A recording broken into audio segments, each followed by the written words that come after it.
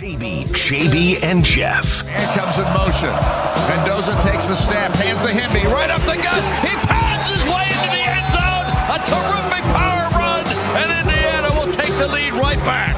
Fernando takes the snap, gives to Hemby. Hemby drives his way. Touchdown, Indiana! Roman Hemby gets into the end zone from 2 yards out, and Indiana's got the lead. Fernando takes the snap. They pressure him, the throw to the end zone. Touchdown!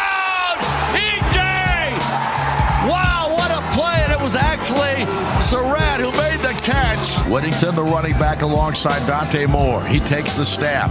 He throws it. It's tipped up in the air. Indiana intercepts it. Indiana comes up with a football. Lewis Moore with the interception. And Indiana will take over the ball now. Here's the snap back to Moore. He throws it. It's intercepted by Indiana. The Hoosiers come up with it, and Isaiah Jones comes up with a pick, and Indiana gets the football back again. First and goal now at the 8-yard line. Jones out of the gun. Two receivers split out wide left. He backs to throw. Throws upfield. Wide open. Tyler Warren, and he waltzes in. Touchdown! An 8-yard pass. Daniel Jones to Tyler Warren. Touchdown! I-N-D-Y! Brissett out of the gun. Bam Knight, the running back, to the right. Shotgun snap, and it's picked off! This time it's intercepted by the Colts, and it's Mekhi Blackman veering to his right, and Jacoby Brissett threw it right to the Colts cornerback, who goes out of bounds on the Cardinals sideline before he gets to the 20-yard line. Jones rolls out to his right, being chased by the Cardinals. He's at the 5, he's in! Touchdown! Daniel Jones, a rushing score, his 4th rushing touchdown this season. They're looking for a touchdown here to tie the game. They're down by 7. First and 10 to the plus 33-yard line. Jones on first down. Fakes it to Taylor. Over the middle. Spirals it. Caught. Alec Pierce. And he makes a terrific catch in traffic. And he snared into the air, then dives inside the 10-yard line. Jones looks left. Backs to throw. Throws in the end zone. Caught. Touchdown. Josh Downs. Touchdown. I-N-D-Y. And the Colts are an extra point away from tying the ball game. Jones, quick pitches the left side to Jonathan Taylor. Cuts up, he's in! Touchdown! Touchdown! I-N-D-Y for Jonathan Taylor. And the Colts indeed retake the lead. McBride here, let's go. Shotgun snap, Brissett backs the pass. Throws upfield into the end zone. It's incomplete. No flag. No flag. And Trey McBride was the intended receiver. And he's talking to the officials, wanting a flag, but no flag comes out. Great defense by the Colts in the back end, supplied by Chris Lamons. It's a turnover on downs. It's mine. Whose world is this? The world is yours. The world is yours. Don't look now, and welcome to the Fan Morning Show. But Indiana and the Indianapolis Colts are a combined 11-1. As we are right pretty much smack dab in the middle of football season. Good morning, everyone. Good morning, Kevin Bowen. Good morning, candy-striped James Boyd this morning. Yes. I love it. For those of you who can see it on camera on the YouTube chat. Yes. He's wearing as Hoosier the only candy believer stripes. in IU last Friday. Yeah. For all you people out there who said I hate the Hoosiers, no, I learned my lesson the first time. Is the rest of these guys got to catch up. Man, so, we're starting to believe quite in the Kurt weekend. Signetti. That was a great weekend. Good job on the open there. Caleb sitting in for Mark Dykton today, so we appreciate great stuff, that. man. Happy to be here, guys. Way to go there. A lot of excitement. Kevin Bowen, a lot of excitement. As long as the Colts can get themselves out of pregame, everything's going to be okay, right? Caleb, yes, let me echo that as well. Great work there on the intro. We've been doing morning shows, Jeff, together for a long time, and I've been very fortunate to do morning shows after NFL games a lot, and I've never felt the need to start with a college football team in the state until today. That's great. Indiana football is where I will go first, and nothing against the Colts, and yes, it was a wild Sunday. We'll have ample time to get to that today, but Indiana, insert the dup button here, football is the talk of the college football world. I tweeted it Saturday. I think it's one of the greatest coaching jobs, bar none. Pro, college, yes, is Indiana maybe entering the college football landscape at the right time from an NIL portal standpoint? Sure, you can say that, but so much of that roster is still the JMU dudes. And, that level of football, if you will, Aiden Fisher, absolute dog, Elijah Surratt, absolute dog, and for them to go into that environment, and again, not perfect by any means, tons of penalties. Mendoza throws the big pick six there in the fourth quarter, and to show championship resolve time in and time out, unbelievable. And here they are, buy your Big Ten championship football tickets today, and you are in a position to either have a bye in the playoff or host a home playoff game. It's just incredible that we're talking about IU football in that light. Think about this, guys. I don't know if anyone cares about this when it comes to Indiana football right now, but they're bowl eligible on October 11th. Like, usually that would be a parade down Kirkwood. It's usually ordering the fishing trips at this time of year. Bowl eligible before mid-October. I don't know if people really understand. Like, usually it's like, okay, how can you get your way to 6 with this schedule? Well, if you get these in the non-conference, you steal that one in the Big Ten, maybe 6. I can kind of see a pathway to 6. Here they are, already clinching a bowl, and obviously there are grander goals this season. So, absurd what Curt Signetti's done. I will say this. I need, something to commemorate this moment we're in. I remember a few years ago they had the Malik Renew burger at Big Woods down there in Bloomington. I need a burger for Fernando Mendoza if there isn't one already. He's got one. Or Elijah Surratt. Buffalo Louis. Yeah, okay. that was okay. a I'm Big just Ten checking to make sure that we got the proper food, nutrition out here for the athletes we're seeing put these big performances on display. But yeah, Elijah Surratt. Is he making himself some money or what? I know we talked a lot about the quarterback, but that dude can ball. Dude, he's a JMU guy as well. He reminds me of Pittman so much. He's just got a little dog in him. A lot of dog, frankly. And I get that if you're a quarterback on a top 5 college football team, and if you can, fart and walk, you're the Heisman Trophy finalist. But that's the MVP of the football team, in my opinion, Surratt. So again, I get that we'll talk a whole lot of Colts, but I just felt the need to mention that team in Bloomington and what Curt Signetti's done. What I really liked about the CBS broadcast of their game against Oregon on Saturday, you kind of brought it up in a second ago there, Kevin. Everybody knows about Mendoza. We're starting to learn about Surratt nationally, I'm talking about now. But they gave a lot of attention to those linebackers. They really did, and I thought that was warranted. And anytime you can throw a pick 6 on the road against the third-ranked team in the country and still win by double digits, how well did you play in that second half? I think I'd want to see Aiden Fisher play for the Colts next week with how the Colts linebackers continue to look, frankly, there. Yeah, I'll take that too. But it was a fun day of watching college football because of that. It was fantastic. I kept running upstairs and giving my wife updates, and she was like, really? Really? Because it was a tight game, and it kind of felt as the second half went on, James, just watching it, and we've all watched a bunch of football, kind of felt like that tug of war, and slowly the rope just kind of kept coming to Indiana's side.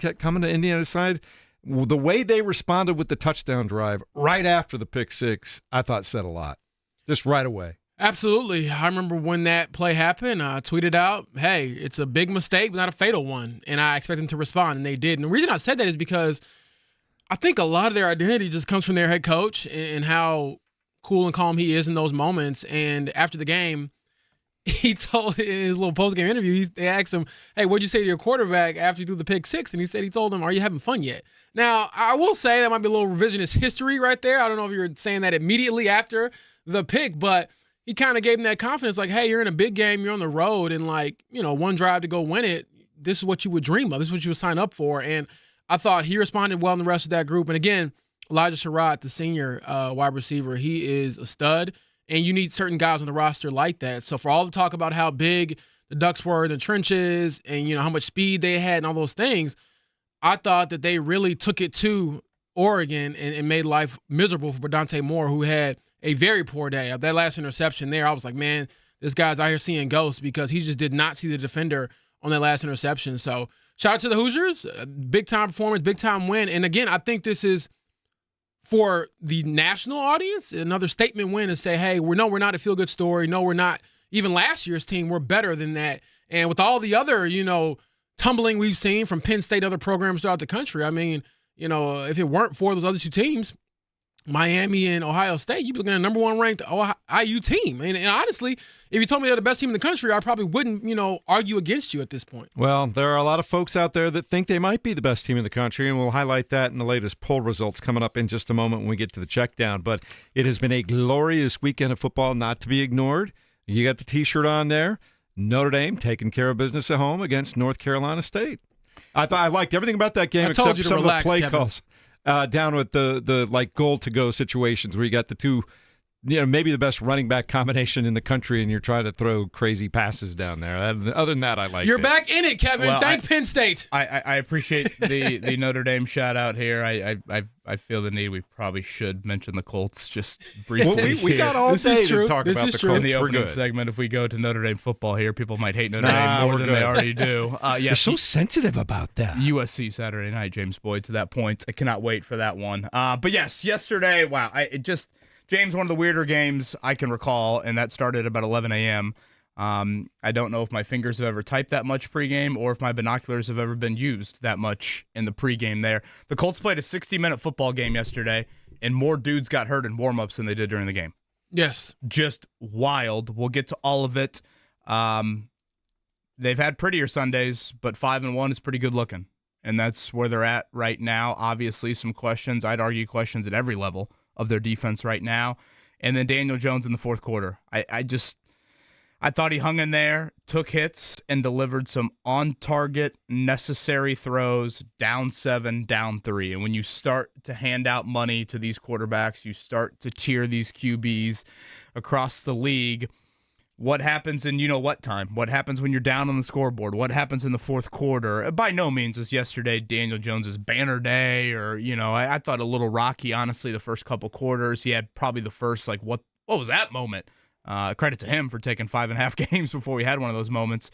But big time, I thought, in the fourth quarter. So 5-1, and can't wait for LA coming up on Sunday, because I think it's another good barometer game against a hell of a quarterback. We're going to talk about all of it all morning long, and Josh Downs is going to stop by at 8:45. Wide receiver had a terrific game for the Colts yesterday, scored a touchdown, had some key catches in the second half. We'll do that. We'll hear some of the sound from Curt Signetti after the football game as the Hoosiers improve their stock yet again. They're in orbit at this point in time. We'll tell you what the trajectory of that orbit looks like as we continue next. It's 93.5 and 107.5 The Fan.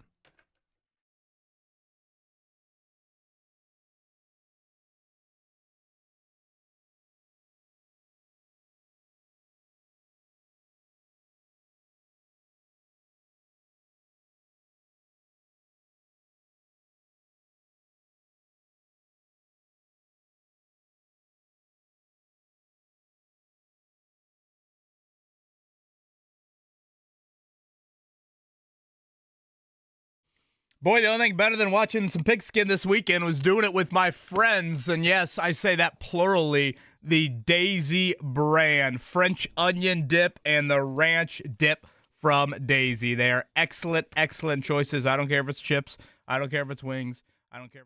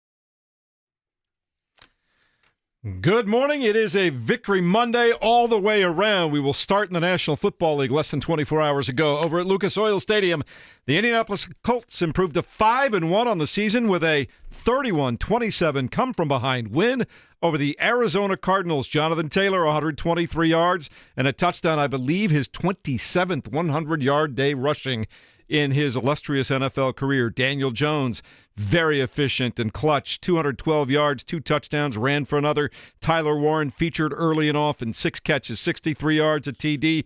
And Jacoby Brissett, valiant in defeat. The former Colt led the Cardinals as a relief quarterback to 320 yards passing, 2 touchdowns, did throw a key interception, though.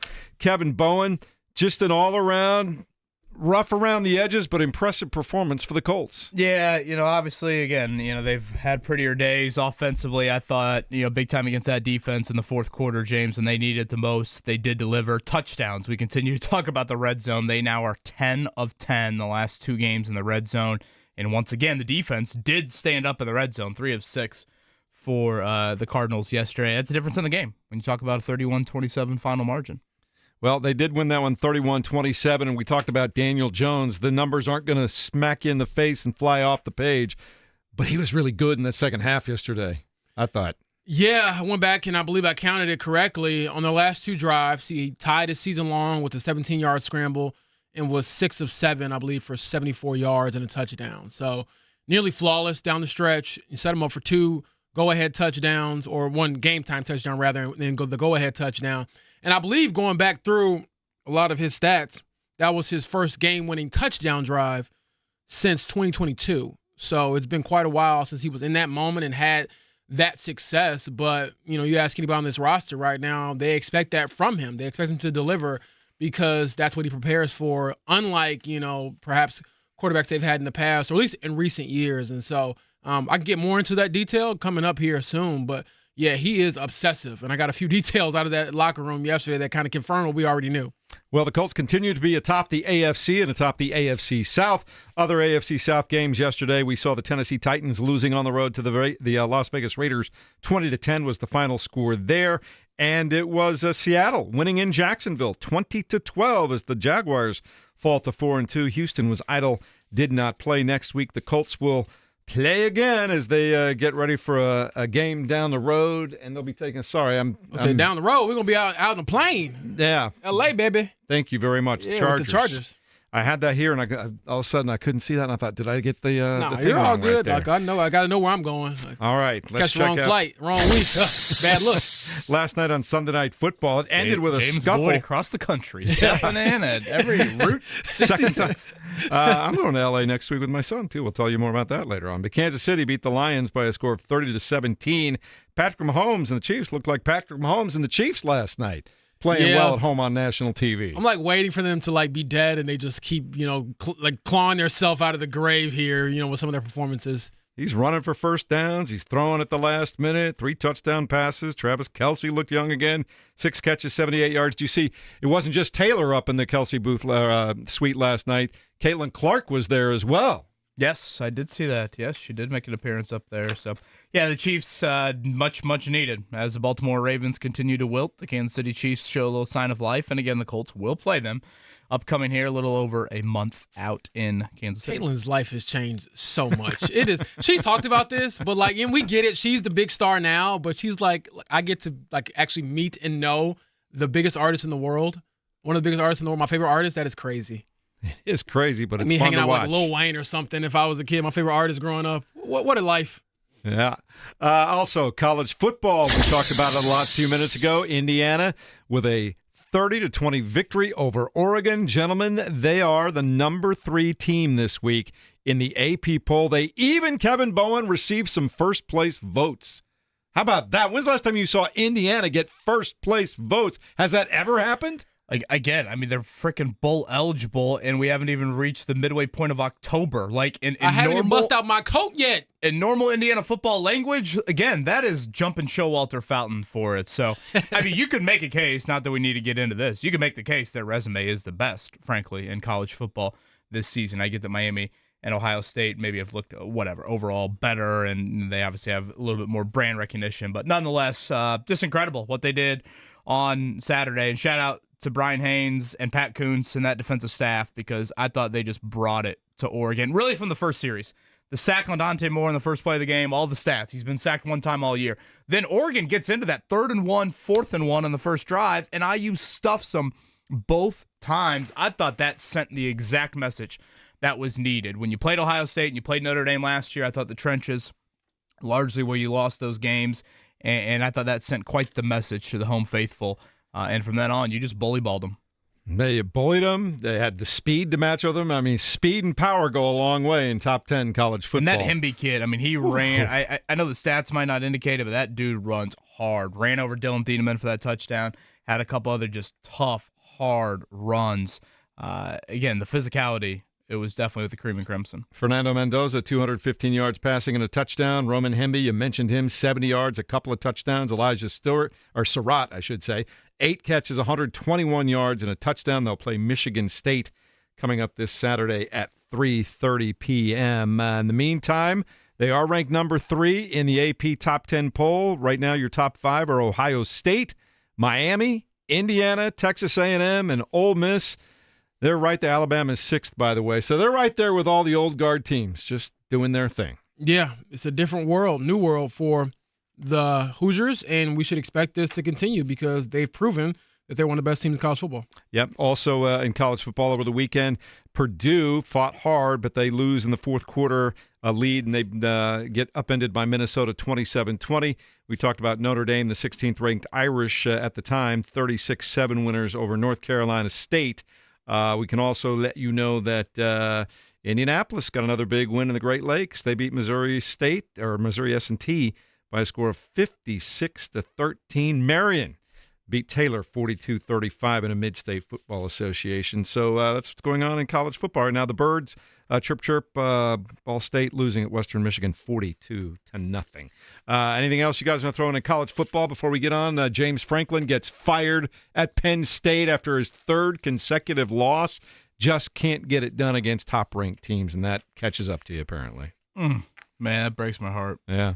We got somebody on the text line. Hey, Riles, tone it down a bit. He said Ohio State didn't beat James's Illini by 50, so Indiana's better than Ohio State. They got some first-place votes. Fair point. Man, do I need to show the candy stripe pants again? Yeah, there we go. I'm with you, brother. I believe. You beat me into belief, basically. Oh, man. I don't know if you guys saw also. Trent Dilfer got fired midway through the season, too. Did you guys see that? Yeah, UAB, I think, right? Yep. He had failed to come up with a winning season in the midst of his 3rd straight season. UAB had not had a losing season since they resurrected football until he got there, so he has been dismissed as well. Major League Baseball. The Seattle Mariners win Game 1 of their American League Championship Series against the Toronto Blue Jays on the road, 3-1. Who, of course, hit a home run in that game for the Seattle Mariners? Anybody want to take a guess? Cal Raleigh comes through again. Solo home run is 2nd of the postseason, and the Mariners have a 1-0 advantage. They will play Game 2 at 5:08 tonight. And in the National League Championship Series, 8:08 first pitch tonight. The Dodgers taking on the Brewers. We have a possibility, Kevin Bowen, of 2 teams who've never won a World Series before playing for the World Series. Mariners have never even been there. The Brewers have not been able to win. And Scotty and I were talking about this. He pointed out this morning that, if you remember, the Seattle Pilots eventually moved to Milwaukee, became the Brewers. People in Seattle sued, and they got the Mariners from Major League Baseball. So there could be some storylines going on there. Had Mark planned the vacation before Saturday night? I don't know. It was a tough one for the Cubs. He's got the Bears tonight on Monday Night Football to worry about, I do want to say this as well to Joel A. Erickson, the baseball guru, who told me the series was over.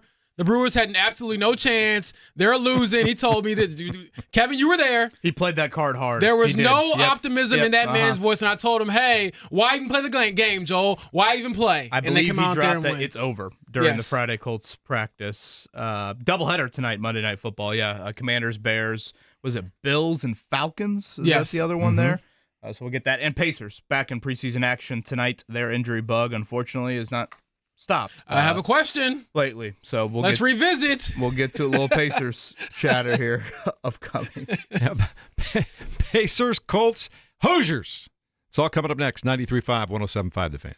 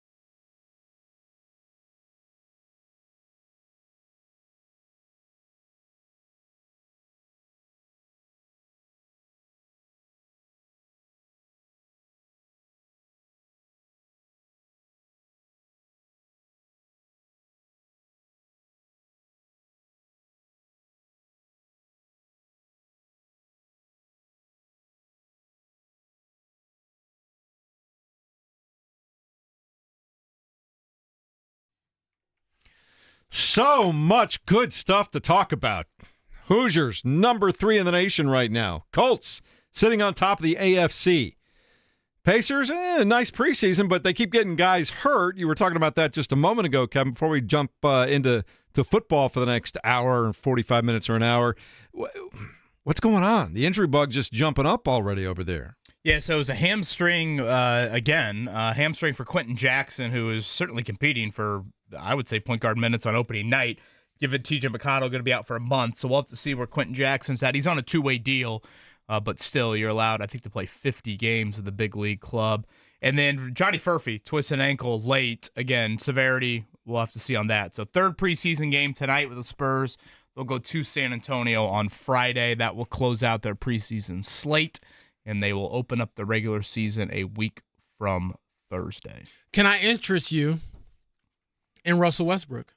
Oh, are you doing this again? We broached this last week. They have no point guards, Kevin. Dude, this is like the Colts cornerback room right now. There are no bodies in there. I don't have energy for Russell Westbrook on this Monday morning. I got energy for Colts football, IU football, I'm just asking. And all right, laughing at James Franklin. That's where my energy is at here. I was going to say laughing at James Boyd for a second there. You laugh at James Franklin, but who was one of the first 2 names that came up in the coaching search for Penn State?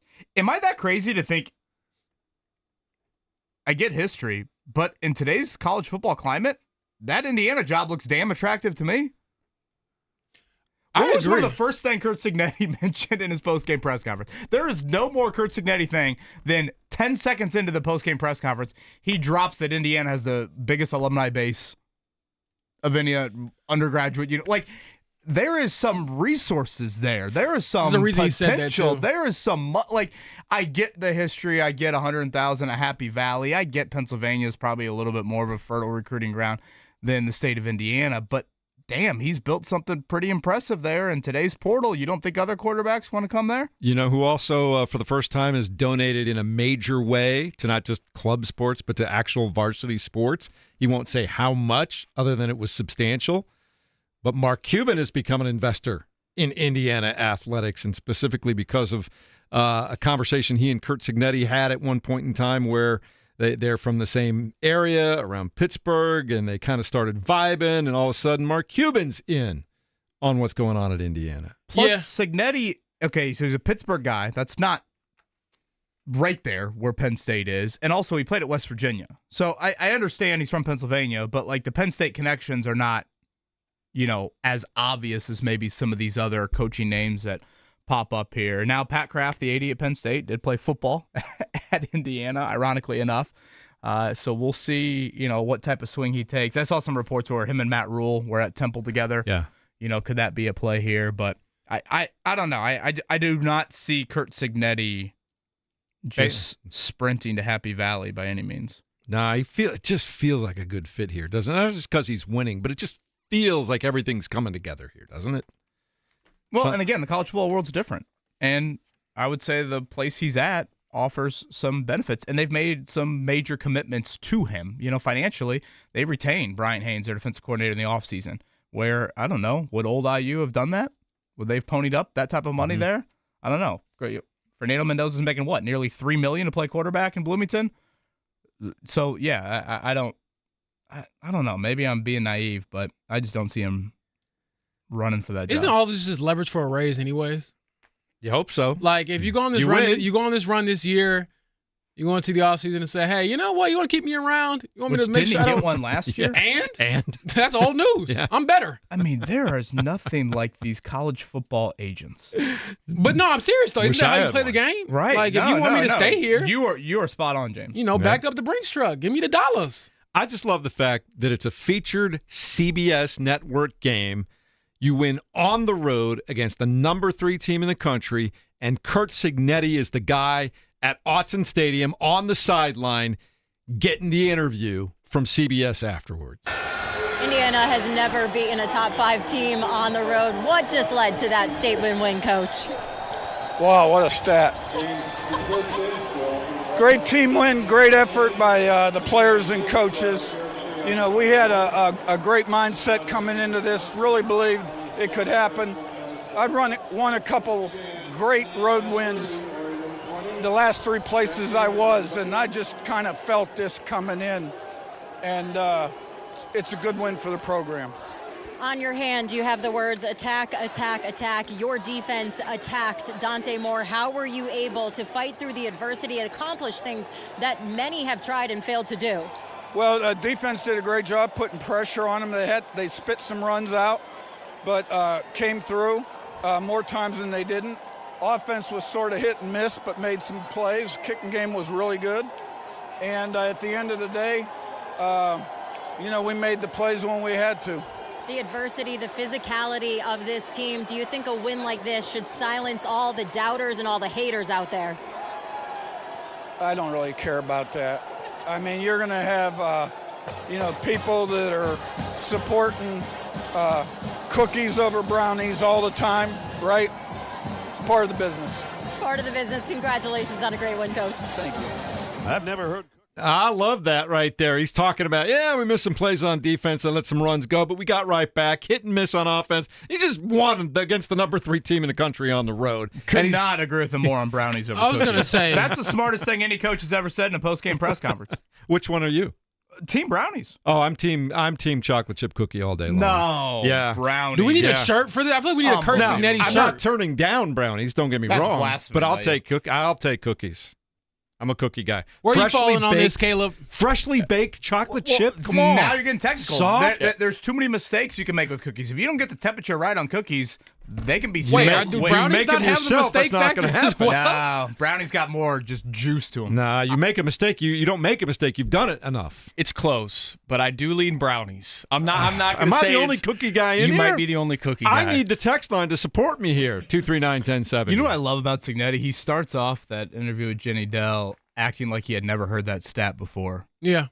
He knows full well what that stat is, and he just wants to make sure that everyone knows how great of a job that they are doing, frankly, which is fine. I'm not that's exactly how he is wired. What did he say when he grabbed the mic inside of Assembly Hall 24 hours after getting the job? I'm not backing down to anybody.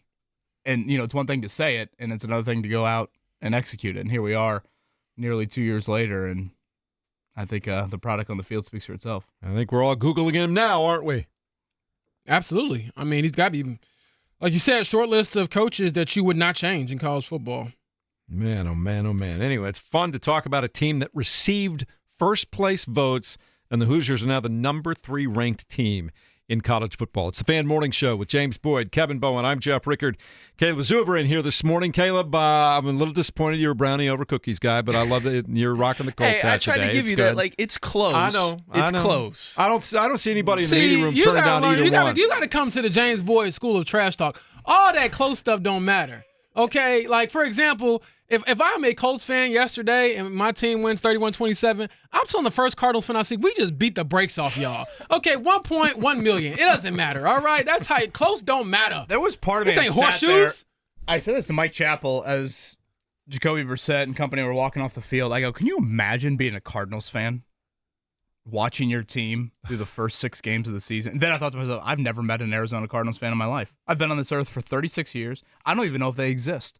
But that loss, coupled with what they've had the first 5 weeks, I mean, you heard Matt Taylor's call there to lead off the show. That flag, I mean, it could have been thrown. I think holding more than pass interference, if anything, they're late. And that is how they literally have lost the first 5 games of the season. And Jacoby Brissett leads you on this, what looks like just a magical drive. And there was part of me that felt for Jacoby walking off that field. It was a cool moment, him and Kenny Moore having a picture, him and David Thornton having a picture. I can only imagine what that game meant to him coming back into the building and almost getting it done.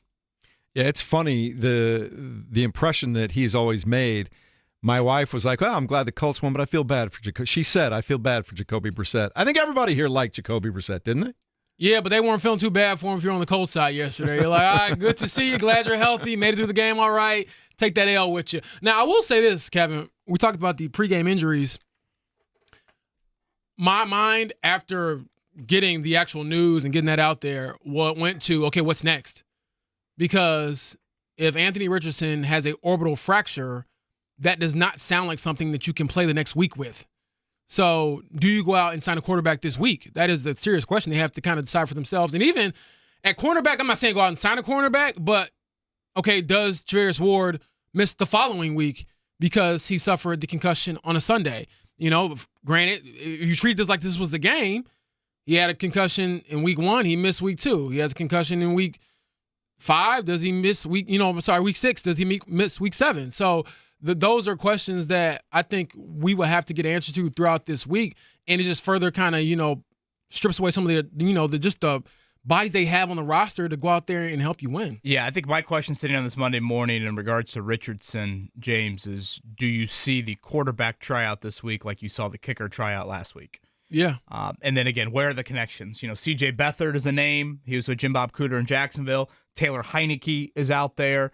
Shane Steichen saw him in the NFC East a couple years ago. And the Colts remember seeing him a couple years ago. Chris Ballard certainly remembers both of those games. So, again, those are some of the connections on that because I don't think Riley Leonard should just be one play away. I kind of like Riley Leonard more in that third quarterback role. And there's nobody on the practice squad, just to point out quarterback-wise for the Colts. Some teams do have a quarterback on the practice squad.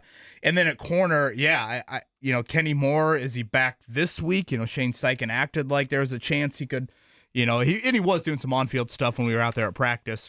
But still, that's more of a slot corner. Does Jalen Jones get back to practice this week? He's missed over a month. The corner answers, I don't think, are obvious. Right. And they're probably a little bit more difficult. And, the Chargers have a load of injuries right now.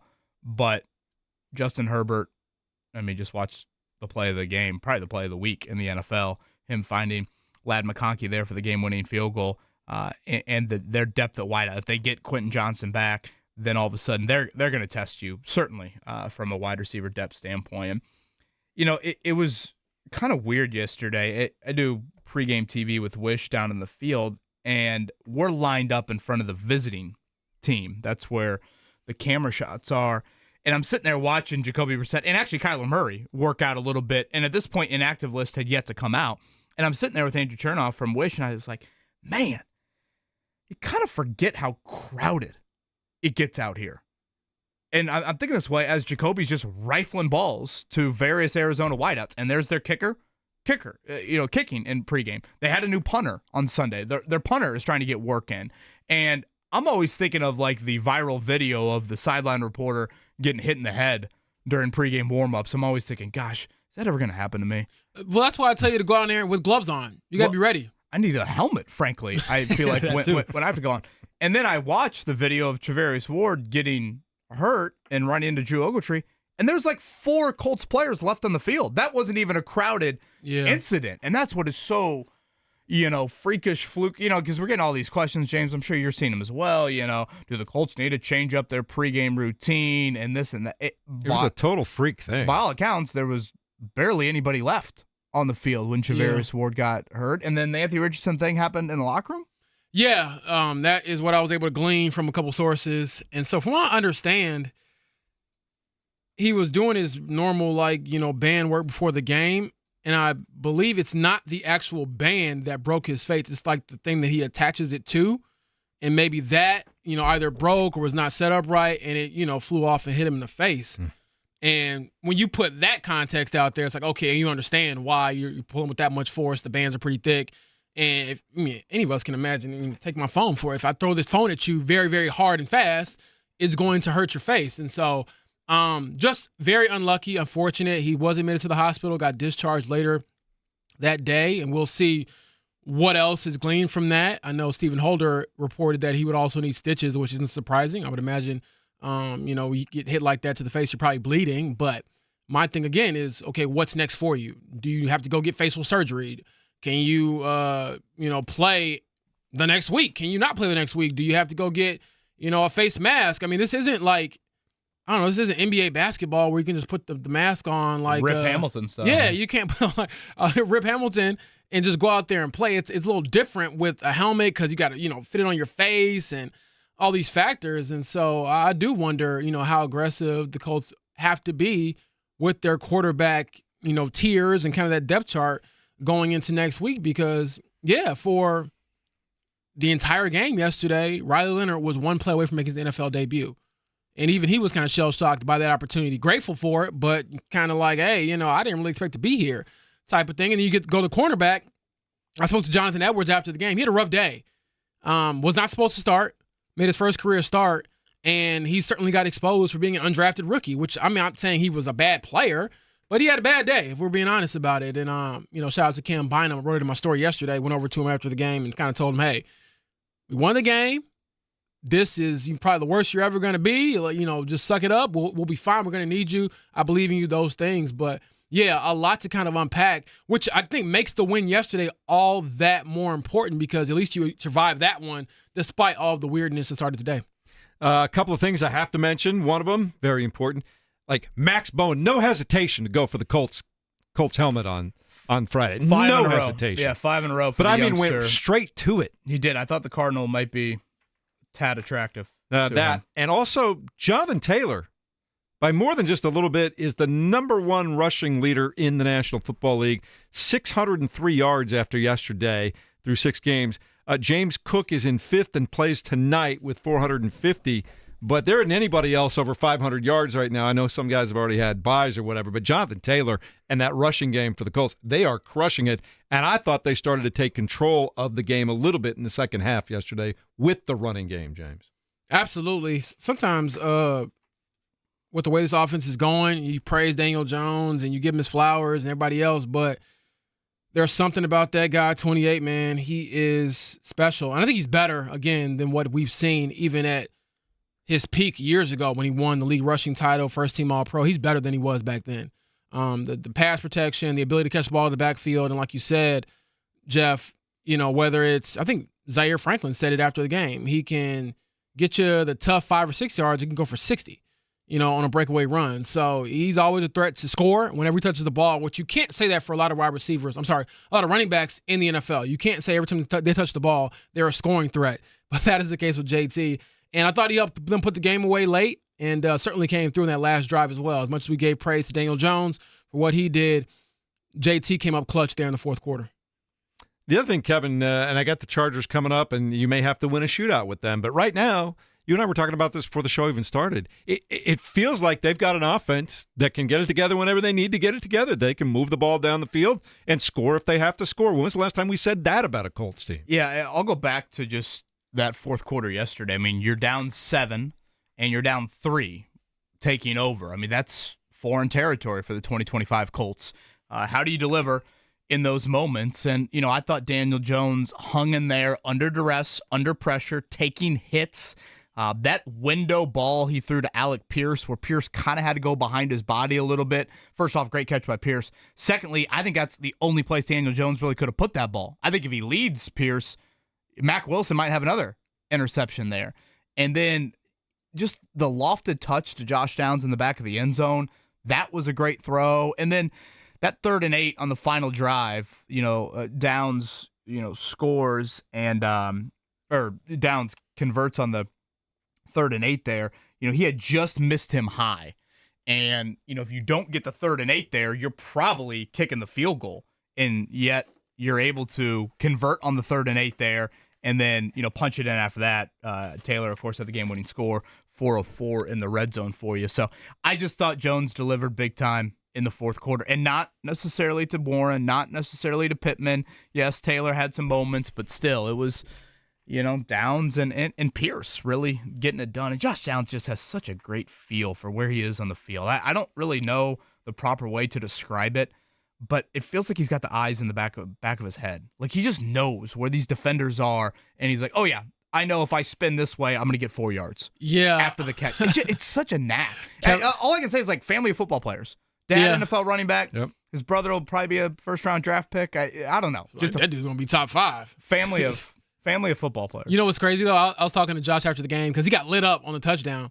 And, first touchdown of the year. And I said, man, I'm not used to you getting hit like this. I was like, what's going on, man? You're supposed to duck. And he was like, yeah, usually I have time to kind of, react or, wiggle or duck down or get out of the way. But he also said that's football. He was like, on certain plays, certain moments, you're going to have to take this big hit. Because he said, I just got hit on the play before that on a catch. So he was like, you know what? All you got to do is hang on. And it feels a little bit better afterwards. But he certainly was feeling the effects of that. Not in like a bad way. He wasn't concussed or anything. But certainly a big hit there. But, one thing I would say to him, dude, man, you can't be, messing around like you're hurt.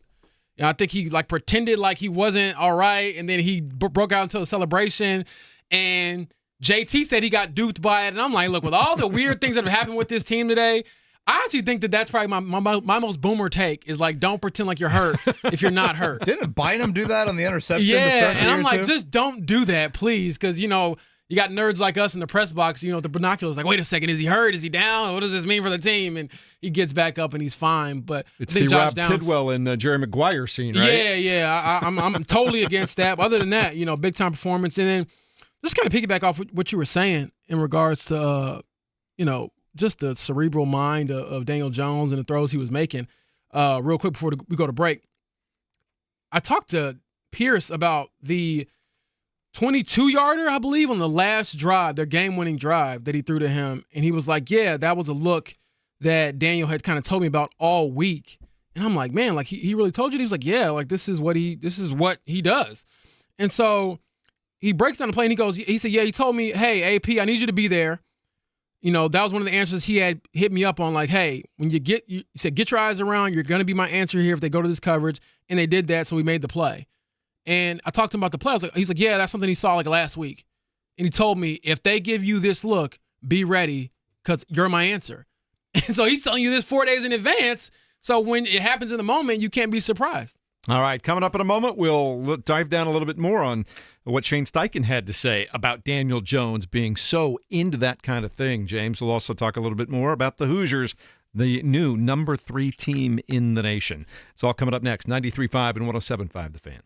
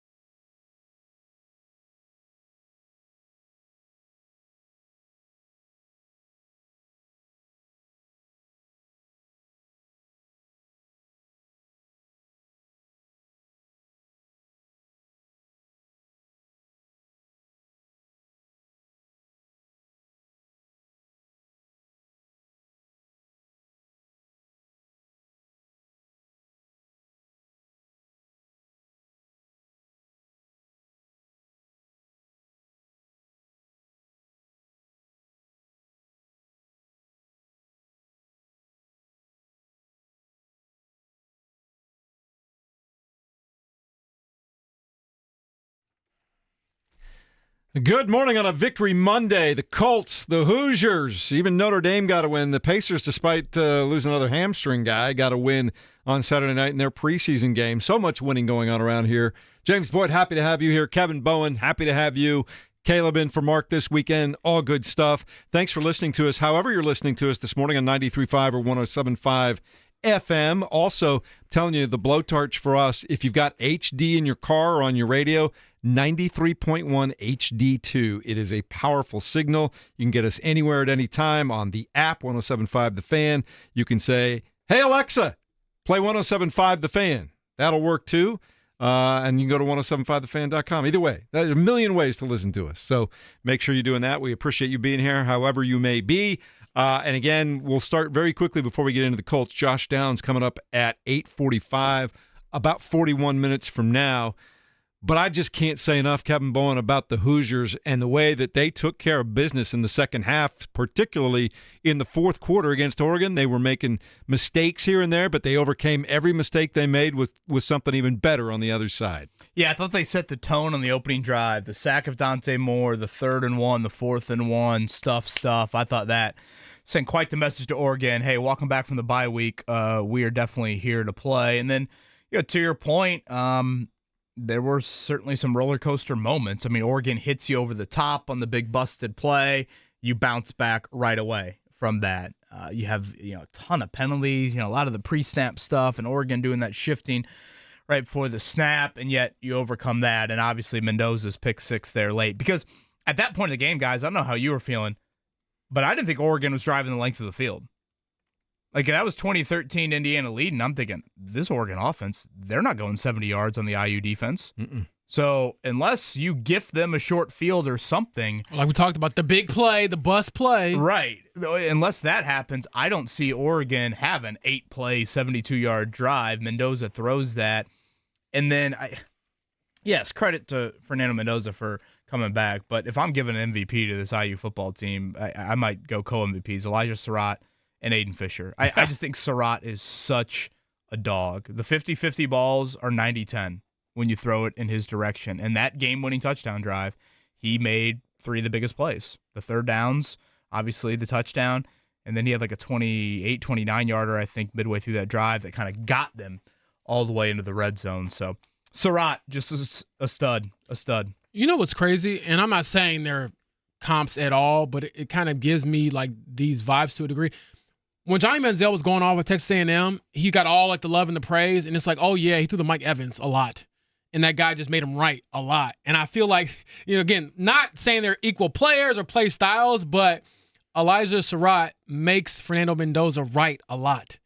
And so when you have that trust in your receiver, you're just like, if I just get it anywhere near him, he's going to make the play. And he usually, to his credit, especially on those crossers and like shallow routes, he'll make that first guy miss, whether it's, breaking a tackle, a little wiggle. Mm-hmm. Yeah, and that is, kind of his bread and butter and his MO. And as much as we talked about the stock rising on Fernando Mendoza, a Heisman watch, and is he going to be a first-round pick, man, every time I watch Elijah Surratt play, I'm like, somebody else came to watch Fernando Mendoza, and they saw that receiver, and they're like, you know what, we should probably get a good look at him too, because he can play at this next level. So that's the guy who's going to be playing on Sundays someday. But for now, they're just trying to make sure that they continue to play good football and remain undefeated. It's crazy to say, like you said, bowl eligible with no blemishes. All right, so they got Michigan State coming up on Saturday at 3:30, then home against UCLA, at Maryland, at Penn State, and who knows what the state of that program is going to be by the time they get there.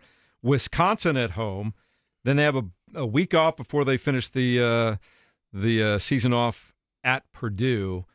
Like, as long as they take care of their P's and Q's, Kevin, they should win all of those football games. If you're an IU football fan, would you rather get the bye in the playoff or the home playoff game?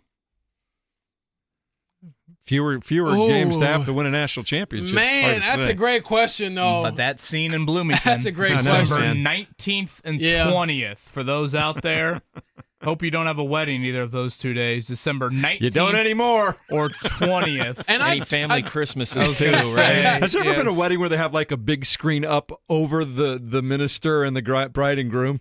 That might be the time, Kevin. Just to refresh everybody how the playoff works, the top 4 seeds get the bye, so they don't have to win 4 games over the course of the playoff. Notre Dame and Ohio State had to win 4 games last year to get all the way, or 3 games to get all the way to the national title, then a 4th, obviously, to win it. So, yes, you benefit from the bye, to your point, Jeff, but you immediately go to the neutral site. You immediately go to the Sugar Bowl, the Fiesta Bowl, or the Orange Bowl, wherever. Whereas if you're 5, 6, 7, or 8, you do get the home game. Let's ask the text line. The one thing I'll throw out there, at least I think of this in the NFL, and I go back to like Patriots when they were undefeated. It's like, do you want to just get that one loss out the way that kind of lets you know you're human?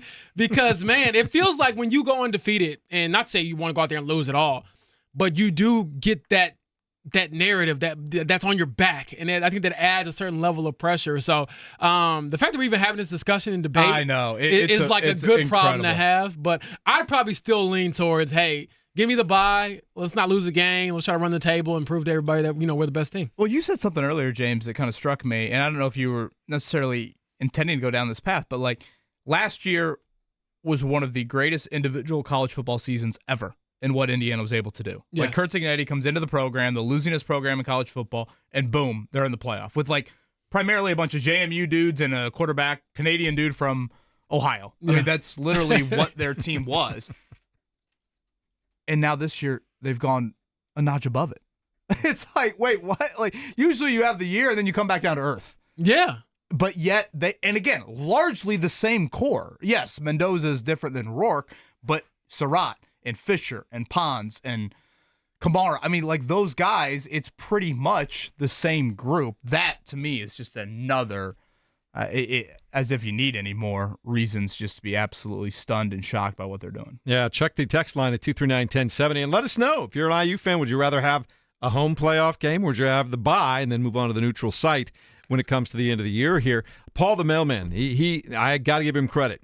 He had texted us last week, and he said, I told you on Wednesday, Jeff, Hoosiers would win. Very impressive as well. I said, I'm glad that you were right. They were terrific.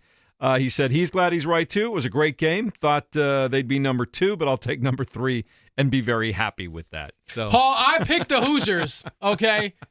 And once again, for those just joining us, you got the candy stripe pants on this morning.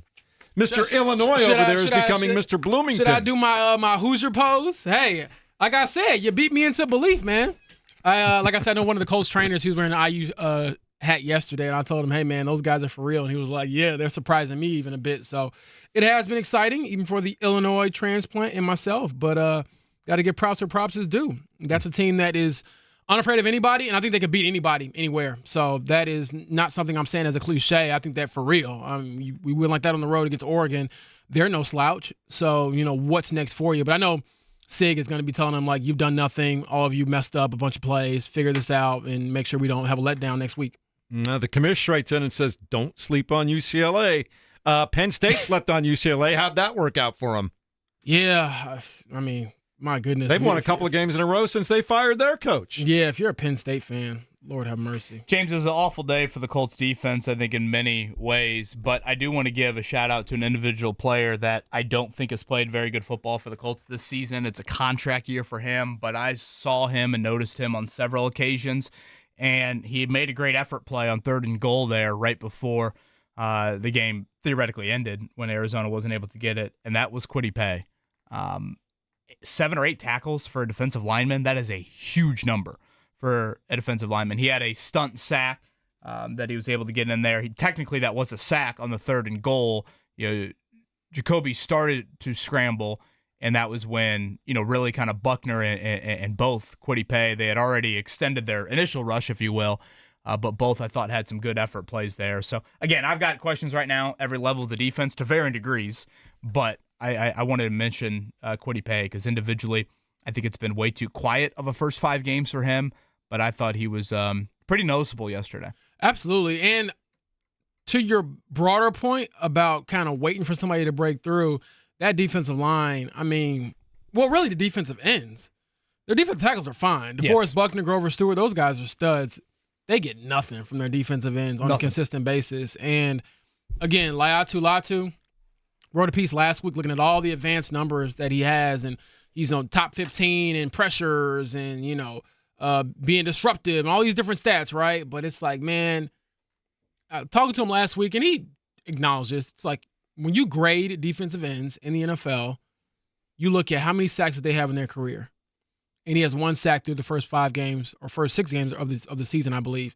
So that to me is concerning. He was your first pick a couple years ago, and certainly, first defensive player drafted in that class. And it's not all on him, but man, between him and Kwity Paye and Tyquan Lewis, Samson Ebukam, this group cannot really get home and really disrupt quarterbacks. And so you saw Jacoby Brissett yesterday have sort of a field day. And it did feel like especially that second half, man, it felt like the Gus Bradley defense where you're like, you can't stop anybody underneath and you can't pressure the quarterback. So therefore, you're going to give up a ton of points.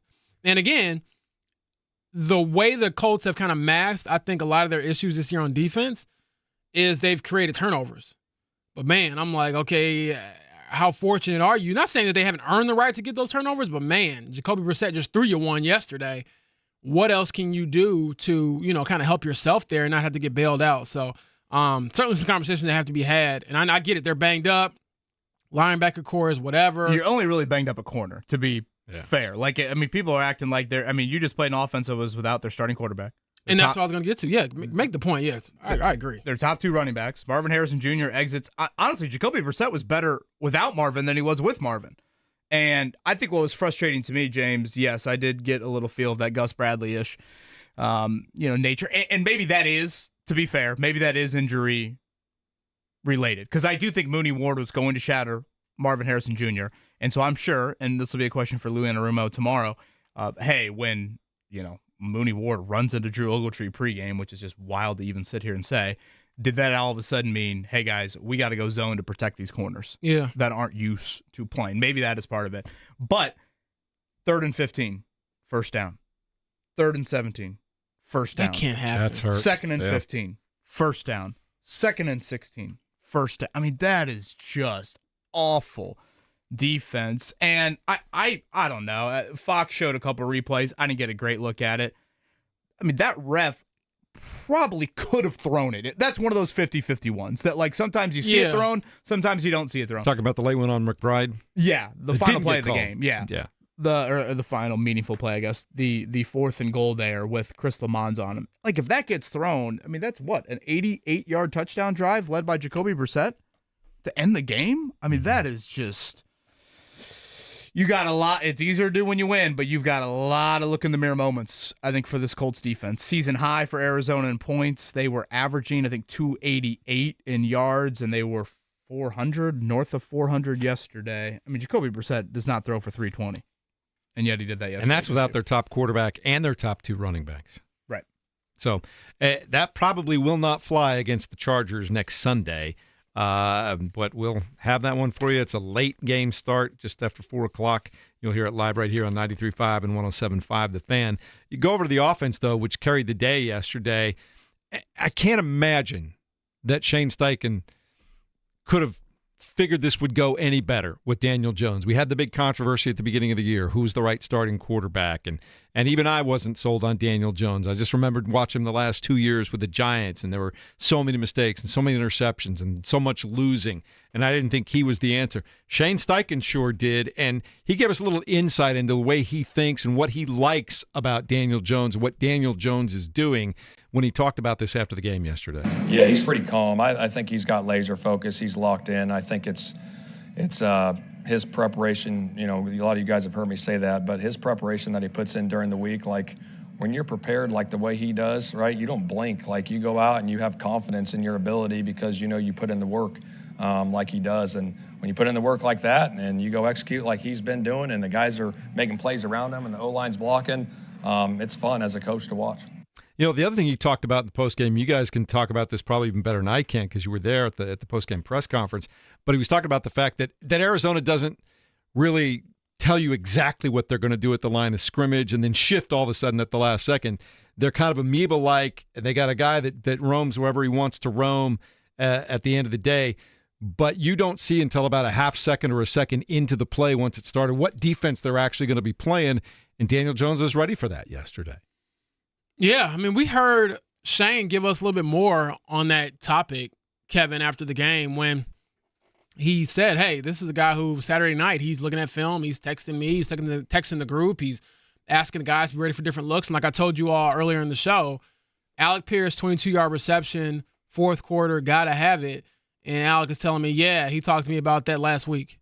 Like, that is the type of stuff that you're getting from this quarterback who is, I think, if I had to, like, look at him, like, okay, is he like some kind of superhero or something? His power would be the mind. It would be how he processes the game and how he prepares for the game. And, yeah, he's got the arm talent is there. You can certainly run. You saw some of the scramble moves there as well. But I think the way he is able to sort of beat you in sort of the chess match of the game is why they're having that much success. Yeah, the one thing I'll add on Jones, I remember the third quarter ended yesterday. I think the Colts had just started a drive, and I thought to myself, man, what a great moment we're about to see for Daniel Jones these final 15 minutes. I didn't think the first three quarters were perfect by any means for him. He had that one, what was that interception there? And he really hadn't had that yet this season. Budda Baker easily could have had another interception on him, and yet you're down 7. Pass protection's breaking down a little bit. He hangs in there, finds Pierce. Lofted ball to Downs in the end zone. Boom, tie game. What happens? Your defense gives up 3, okay? You got to come back, and you've got to go, lead a scoring drive. And once again, under pressure, taking hits, under duress, he finds Pierce. He misses Downs. His one miss of the fourth quarter. Missed Downs high, comes right back on that 3rd and 8 inside the red zone, hits Downs in stride. And boom, you're on the doorstep of scoring that eventual game-winning touchdown. So in the fourth quarter, quarterbacks get viewed differently. That's just how life is in the NFL, and it's honestly the biggest separator in the league. If you need to remind yourself of that, go watch the Chargers game yesterday and how that game ended, and watch what Justin Herbert did. We should honestly play the Jim Harbaugh clip later this week. Jim Harbaugh describing Justin Herbert is absolutely hilarious. Unbelievable play by Herbert in that moment. That's what that's what the elite quarterbacks do. That's what the franchise quarterbacks do. And I thought, I don't know. I don't know if it'll get the national attention, but I thought Daniel Jones had some big time throws in the fourth quarter. Are you talking about the quote that he gave yesterday about that play that he made? I'm going to remember that when they throw dirt on me. That play will be burning in my mind until they throw dirt over on top of me. And then he went back to it. Is that the most Jim Harbaugh thing to say ever? It's probably not worthy of a Monday clip, but maybe Tuesday, Wednesday, Caleb. We need to play that. And I watched Harbaugh in the postgame locker room. There's no one like him in the NFL in just how he breaks down a team after a win. No. He is uniquely himself, which is God. I mean, he's won everywhere he's been. He sees the game in a way most people don't. Who's got it better than us? Colts a slight underdog. That line opened up 1.5 point favorite for the Chargers, a very banged up Chargers team. All right, let's check it down.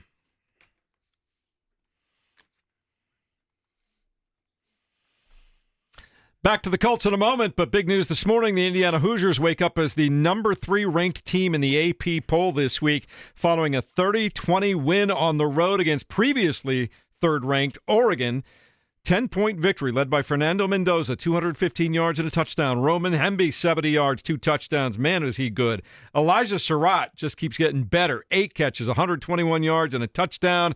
They'll play Michigan State at 3:30 this coming Saturday. Our coverage starts at 2:30 here at 93.5 and 107.5 The Fan. Your lingering memory from that win at Autzen Stadium, James Boyd, will be what? Just the last drive. You throw the pick 6 and you got to respond on the road in a hostile environment, and you do so in very poised fashion. That is a sign of a great team, which IU continues to prove that they are.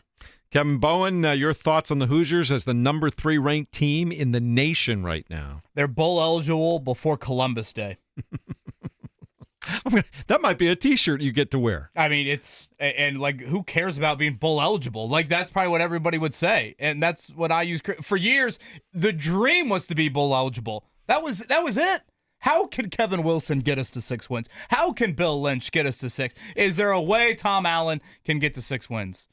And now it's, wait, do you want to host a home playoff game or do you want to get the bye? That's the debate we're having on October 13th. Still taking that on the poll. A lot of people are weighing in at 239-1070. You can text us and let us know whether you'd rather have a bye or a home game in the playoffs. When's our first the Hoosiers rankings? I think after next week, usually on the Tuesday. So we're getting close. Because from a pure resume standpoint, you could make a case for Indiana being the number 1 team in the land. Yeah, we'll double-check that during the break. But I want to say, It's usually next Tuesday, but we'll go back and look at that. All right, the Indianapolis Colts get a win on at home yesterday with the roof open. 31-27 was the final score. Jonathan Taylor, 123 yards and a touchdown. Daniel Jones, just efficient, 212 yards, 2 touchdowns. He ran for another. And, guys, somebody we haven't talked about a whole lot today, Tyler Warren in that first quarter, 6 catches for the day, 63 yards and a touchdown when it was done. But they announced him early and often in that first quarter, and I thought that opened up the rest of the offense throughout the day, James. He is their top option on offense, not named Daniel Jones, Jonathan Taylor. I think in the passing game, he changes everything for everybody else. And so, yeah, they might not have been calling his name a lot late, but the reason that is because they're probably guarding him a little bit more late, and that opens things up for the other guys. Yep, they did allow 320 yards passing to former Colt Jacoby Brissett, who had 2 touchdowns, did throw an interception. But the Colts hang on to get the win. They're 5-1. They play the Chargers next week, afternoon game at 4:05. You'll hear that one at 93.5 and 107.5 The Fan. Kevin, just the strangest pregame for the Colts yesterday, though. Weird stuff. Yeah, so Anthony Richardson Sr., elastic band injury, pregame, orbital fracture in his eye, or around his eye, I guess. So we'll await the severity on that. But you could be looking at, I guess, maybe a quarterback tryout for a backup spot after the kicker tryout last week. So Riley Leonard was your backup yesterday. And then Javarius Ward runs into Drew Ogletree. For those that didn't see the video, Fox showed it pregame.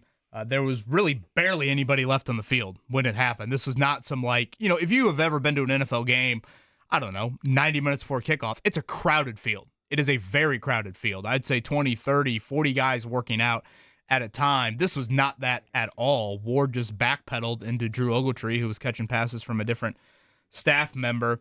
Neither player had their helmets on and suffered a concussion. And so that's what, James, 2 in about a 5-week period for Javarius Ward? Yeah. So we'll have to see exactly. He doesn't have concussion history, really, but that could, I think, have some impact exactly how severe this is for him. All right. Also, James, yesterday, Mark Sanchez, released from the hospital, did make a quick stop to the courthouse to pay his bond. What happens next? Well, really, the only thing that's next on the agenda right now is the next court date, which is when he has to see a judge for the first time. And I believe that is now scheduled for November 5th. So he did thank, the surgeon that he said saved his life, said he was going to focus on his recovery. Had no other comments about what happened, what took place.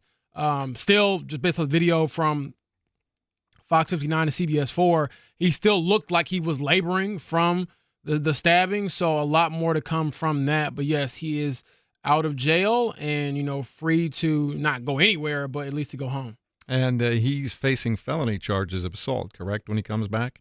Well, yeah, he has 3 battery charges and 1 felony charge as well. And the felony carries a penalty of 1 to 6 years in prison and up to a $10,000 fine. All right, we'll keep an eye on that one. Major League Baseball last night. The championship series begin in the American League. The Seattle Mariners come up with a victory in Game 1 over the Toronto Blue Jays on the road, 3-1. Cal Raleigh had a solo home run as they get ready for Game 2 later on tonight at 5:08. And then the National League gets underway late tonight at 8:08. The Dodgers taking on the Milwaukee Brewers. I think we know what Joel A. Erickson is going to be doing tonight, Kevin. Locked in here, yes. Mark Dykton, fitting your vacation comes after that Cubs performance Saturday night. All right. Anything else you guys want to throw in before we head to break and take a little quick shot at Mark Dykton on the way out? You mentioned the Pacers? Pacers did get a win Saturday night. 7 o'clock tonight. Yeah, 7 o'clock tonight. They will play again. Third of 4 preseason games. We'll see if they increase their starting. The starters barely played. I'm trying to think. Matherin and I guess Isaiah Jackson played Saturday night. I don't know. Do you treat Andrew Nemhard like he's in bubble wrap with all these injuries so far? So some decisions for Rick Carlisle. Maybe. We'll tell you the NASCAR yesterday. Race results for the South Point 400 at the Las Vegas Motor Speedway. 1.5-mile paved road, and it was Denny Hamlin coming up with the win there. I got something quick. College football, first playoff rankings, Tuesday, November 4th at 8 o'clock. November 4th. That used to be in the middle of October. They're really pushing it back now. Waiting to see all the rankings in some side. Same I like day that as the idea. NFL trade deadline for those curious out there. I like that. All right, coming up in a moment, we'll talk more about 2 big wins, the Hoosiers, the Colts, and a little bit more as we continue at 93.5 and 107.5 The Fan.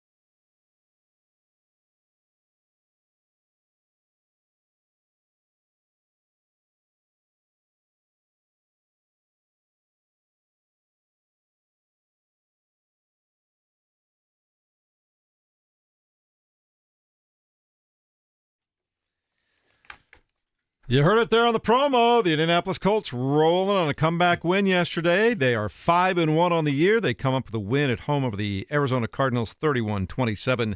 The final score. They still sit atop the AFC standings. Of course, they got a big game coming up on Sunday afternoon in Los Angeles against the Chargers. Checking the phone lines, though, and the text line, and we'll talk to Josh Downs in about 10 minutes from now. Wide receiver had a touchdown on a big day for the Colts yesterday.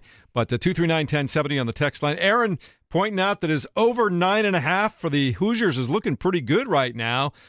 That was a pretty good bet to make way back in August, Kevin Bowen. You take that one.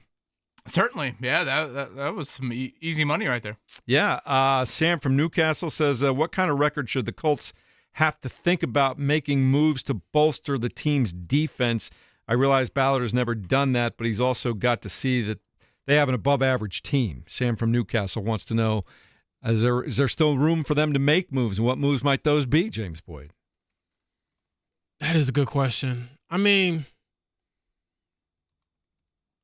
the reason I always look at it like this, like how realistic are the moves you're trying to make, and then are you operating as a team that doesn't care about the future? If you don't care about the future, then you make the trades, you do whatever you got to do to bring in better players. But if you're still thinking, we want to make sure that we have some flexibility after this season, that makes things a bit more tricky, in my opinion. Well, there's a dwindling time to make those moves. We don't see a ton of moves. We've seen more over the last few years than we did the previous. No, we haven't. No? Not in season, not for the Colts. But it used to be never happened in season. No, like it literally never happens. They've won. I was just talking in general, the NFL in general. Oh, yeah. The NFL for sure. Yeah, it's definitely different in that regard. But it's not like the NBA trade deadline where we see all these moves. But for the Colts, they made one trade in the 9 years, or first 8 years, I should say, of Chris Ballard's tenure during the season. I don't know if the Anthony Richardson injury will be this severe, but if you want to add a quarterback, part of me says you just explore the free agent market. Now, look, the free agent market, it's dire, of course, but some teams would view it as, hey, we'll give up a 5th-round pick for a backup quarterback. It means that much. Daniel Jones' injury history is there. We're 5-1. A Daniel Jones out for 3 weeks could all of a sudden mean a whole lot to a backup quarterback. Like, if the Colts felt the need to go ahead and trade, let's just call it a 5th-round pick, a 5th-round pick for a quarterback from around the league, that means your 5th-rounder and your 6th-rounder for next year are already gone. Would that then create reservations from Chris Ballard to go make the move defensively, which you would say is probably more of the, pressing need in terms of your starting unit, and just hope that Daniel Jones, I guess, stays healthy? That is a little bit of a dilemma that I think has risen, here in the last 24 hours.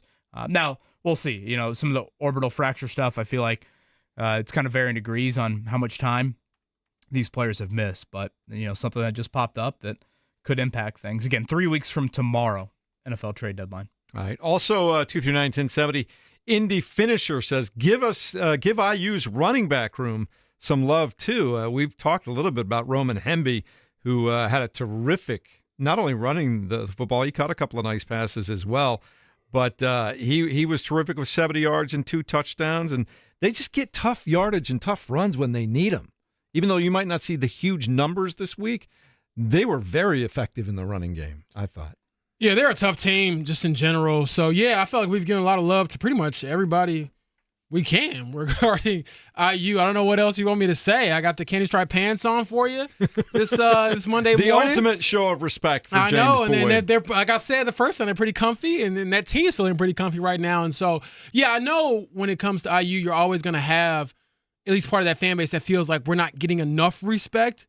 But, man, are they going out there and taking it or what? There isn't really anything else you can say or do to them that they haven't already proven so far. So I think you look at the rest of the schedule. I mean, yeah, there is a big points I think to be made about how they can go about their business to make sure they handle things the right way, the attention you're going to get, the notoriety, all those things to make sure that you don't blow, what has already been a great season so far. And by blow, I mean lose a game you're not supposed to against a team that just isn't on your level.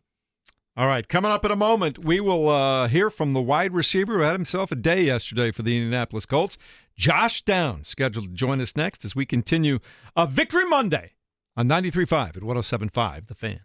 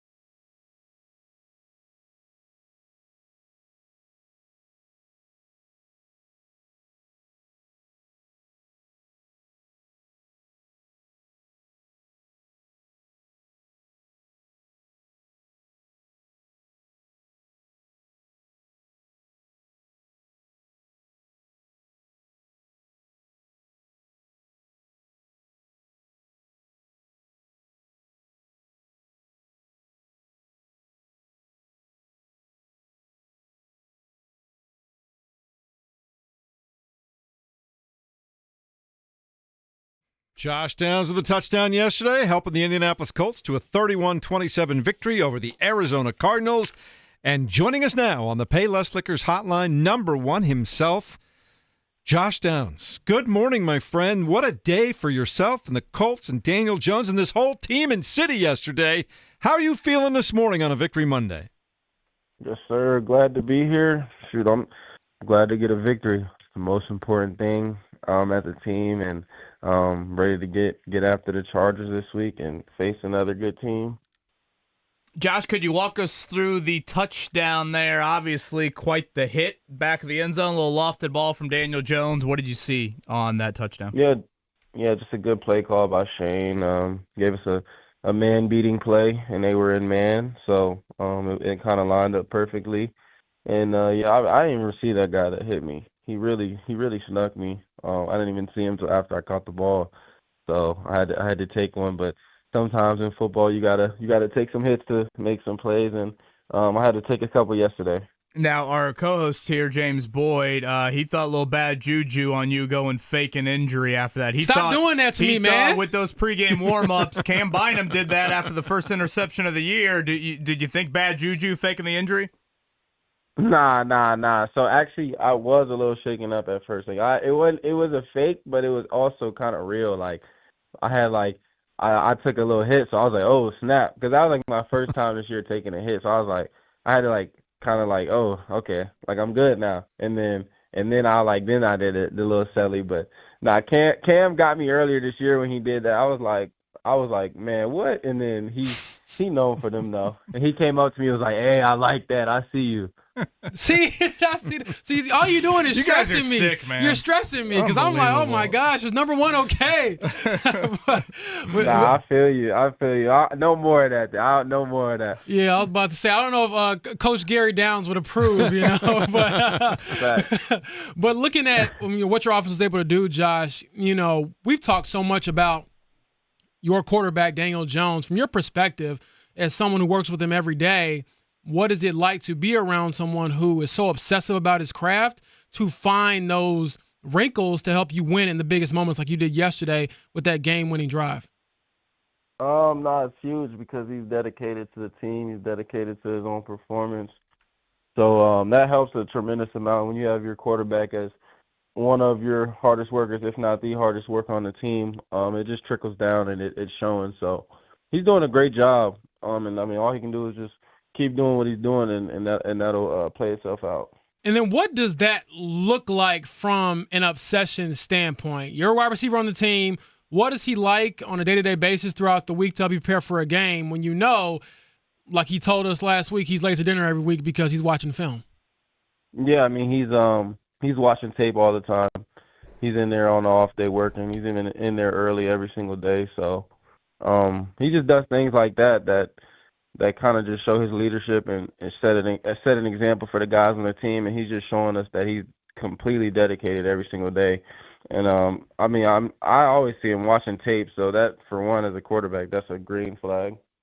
6 catches for Josh Downs yesterday, and you heard that highlight, the big touchdown there to tie the game early in the fourth quarter. We appreciate Josh Downs joining us here on this Monday morning. Josh, what goes through your head when you see a linebacker lined up opposite you? It's a must-win matchup. That's pretty much what goes through my head. It's something that you got to win when they get you in those positions. So definitely like those opportunities or safeties, either one. But I feel like those matchups are ones you got to cash in on. We were talking earlier, like your yards after catch, your knack for just knowing where defenders are. I almost feel like at times you've got eyes in the back of your head. Can you kind of walk us through that feel? I don't know, maybe it's hard to describe, but are you super conscious where defenders are around you? It's like you secure the catch and then seemingly which way to spin or whatever, dart every time post catch. Kind of an instinct thing, just born blessed with it, honestly, just a football instinct. And then over the years playing football, and then just knowing coverages, pre-snap, post-snap, and understanding okay, if I break here, somebody's going to be there, that kind of thing. But it's a lot of instincts just playing football for a long time. Josh, when you look at the pregame scene, what was your reaction to finding out that Anthony Richardson was gonna, be taken to the hospital after an accident with the stretching band before the game, and then Mooney Ward goes down with a concussion? Just as a player, how did you kind of absorb all of that and then get ready to go play a game? Yeah, it was just a little weird, atmosphere. Obviously it's two crazy accidents that you don't want to happen to two of your teammates and friends. So, that was just weird. And then, having to go play a game when you know that two, those are, serious injuries just happen out of nowhere. You're just, kind of, shocked in a sense. But, then it was more so, let's go win for him and let's go out here and handle business. So, it was a little odd for sure. It was just, I've never had a pregame like that. I'm pretty sure, everyone on this team has never had a pregame like that. So, it was just a little different. Talking to Josh Downs on the Payless Liquors hotline this morning. Had a big day, helped the Colts to a 31-27 win over the Cardinals yesterday. We were talking about this earlier, right? I'm pretty sure it's you, but who would you say objectively is the best athlete in your family? The best athlete in is definitely me. But I would say my brother's a close second. He's if we're talking about pure athleticism, it's me. But he is a very, very good football player, and he has great instincts. But I can play more sports at a higher level than him. So, what about Dad? Nah, he's right. Honestly, he might have been pure athlete. He might have been more of a pure athlete when he was younger. But see, they had some tape back then, but they didn't have all the tape in the world. So we just leave that up to a mystery. Josh calling his dad washed. We need to send this segment to Gary Downs here. Josh, are you, if I've got my calendars right, I believe you guys would be in Jacksonville. Not that Shane would let you out of the team hotel if you were in Indy, but you would be in Jacksonville the night before the Big Ten championship game. Are you yet to the point where you're running your mouth to IU football fans? Your brother, a star safety at Ohio State, for those unfamiliar. Nah, not yet. So IU's actually a good football team. I watched them play Oregon this week, and they look like one of the best, if not top three in the country. So I'm gonna wait till that they're gonna have to clash against each other probably in the Big Ten championship. But you got teams like Michigan who are still right there, Oregon right there. So no trash talk yet. You gotta wait till it comes down to it, and then but I'm gonna have some story posts for sure, and the Hoosier fans are not gonna be excited about that. They're gonna be like, you're not repping your state, you're going against the grain. I'm gonna get some DMs like that, and I'm just like, I'm like, come on, you gotta go with your family over. It's just a known thing, but it is what it is for right now. I don't know, man. It sounds like you're already making excuses for this. You're supposed to be, all Indian. No, I'm joking. Josh, the last one I got for you, and obviously coming off of a big win, how much do you think the presence of Tyler Warren has changed the math for your offense? And you've talked about it a little bit, but we throw around that cliche of you got to be unselfish as a receiver, and all the guys are so unselfish for the Colts. How selfish are you really? To play the position of wide receiver, and did you have to kind of come to grips with that a little bit more when you have a guy, Tyler Warren, come to town? So yeah, Tyler's an excellent player. He helps our offense in a huge way because he just adds another big weapon to the group, and JT's playing at a high level. But yeah, obviously receivers are known as kind of divas, so we have a selfish knack just naturally that we're born with. I feel like that's just how we are. But it kind of develops your character in a way and makes you realize not everything goes your way, and you have to still take advantage of the opportunities that you do get, because if you're sitting there dwelling I need the ball more, this, that, and the third, you're complaining, blah, blah, blah. Typically when the ball comes your way after that, you make a mistake, and that's when they're like, okay, then why are we throwing you the ball if you're going to do that? So then now you're trying to prove yourself in a sense. So rather than that, you just be like, man, I'm going to take advantage of everything that comes my way, just get better each and every day, and everything will work itself out, and then you just go from there. Obviously, you're going to have days where you're frustrated, man, I want the ball more, but at the end of the day, team winning, we rolling, so you got to just be like, you know what, as long as we winning, I got a role. I'm on the team. Like, let's just keep doing it. Josh, last one. We appreciate the time here on this Monday morning. We had Ashton Doolin on this Monday last week. Asked him this question. I'll throw it your way as well. The biggest thing you've learned from Reggie Wayne as your position coach? I say like not like a specific. Well, just specifically coming off the ball, eating up cushion more. Like I feel like in college that was one thing that I didn't do as much, but Reggie like kind of like reminds me of that all the time. And then like just specific things of like he'll just tell me like I need to do this on this route and do this better. And he's like, because he did it at a high level, so there's a certain in-game adjustments and in-practice adjustments that he can tell us that maybe somebody who didn't play the position would tell us. So I feel like that's the best thing, just having played the game and understanding it at a different level. Always good stuff. You talked about college. Last thing for me before we truly let you go. What in the world's going on in North Carolina right now, Josh?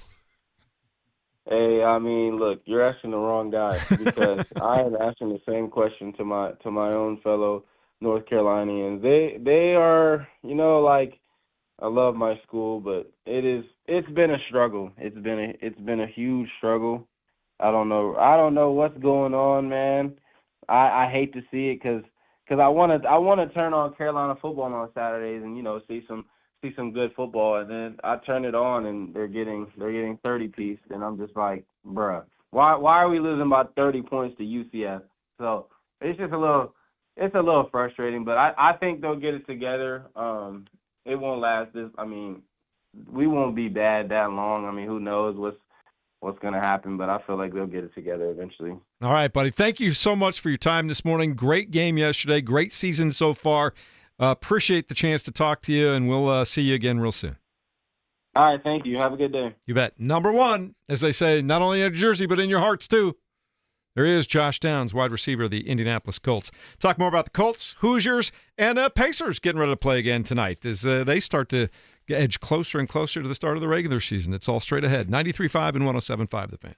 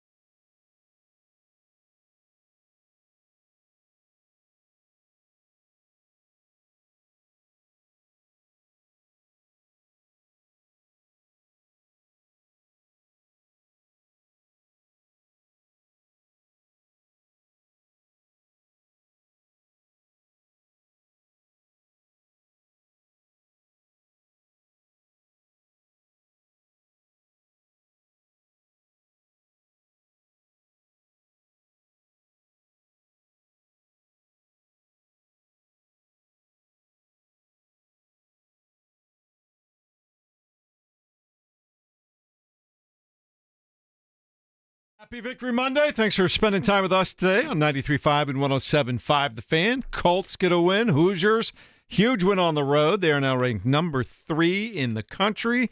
They are rolling. Notre Dame continues to climb back up to the rankings as well. The Pacers got a win, but lose another player maybe to a hamstring for a while. Lots going on this past week. And Kevin, what's your biggest takeaway from this past week? It's got to be Hoosiers, right? Easily. Yeah, that's why I said to you, I don't know if I've ever done this in my hosting, leading off a Monday after an NFL weekend and not going with the Colts. And I just think IU football deserves that initial mention for us. One thing I haven't mentioned yet in regards to IU football, and I thought it was a huge aspect, and I pray for these guys week in and week out. I always pray for college kickers. And how about, is it Brendan Frankie? I want to make sure I got that name right. 58-yarder right there at halftime. He made it twice. He made it. Dan Lanning got the timeout in and then made it the second time. That sequence there. Oregon misses the chip shot. Indiana goes down, gets 3 right before halftime. Huge. And, boy, IU had 2 kickers kicking a game on the road in that environment, and they both made, very important field goals. That's also very college football-esque. Wild as well. So, quite the leg on that kid. That was a huge play. Was a huge play, and Indiana now up to number 3 in the latest AP rankings. Ohio State, number 1. There are a couple of folks on the text line have indicated today that they don't think Ohio State's really played all that many great games and probably shouldn't be ranked number 1, but that's where they're at. Miami is number 2, Indiana 3, Texas A&M 4, Ole Miss 5, and Alabama. Earlier this season, everybody down there is ready to kick Kalen DeBoer out the door, and all of a sudden they're back up to number 6 these days. They're coming up with they had a big win against Missouri this past weekend. Yes, they did. That was the Fighting Joy Ericksons. Joel's had a busy weekend. He's got the Brewers later on tonight, but he beat Mark Dykton's Cubs. Cubs eliminated over the course of the weekend as well. But also the Indianapolis Colts, despite some obvious flaws, Kevin, they keep putting wins up in the column there. Keep doing it. Yeah, definitely overcome the worst defensive performance of the season yesterday.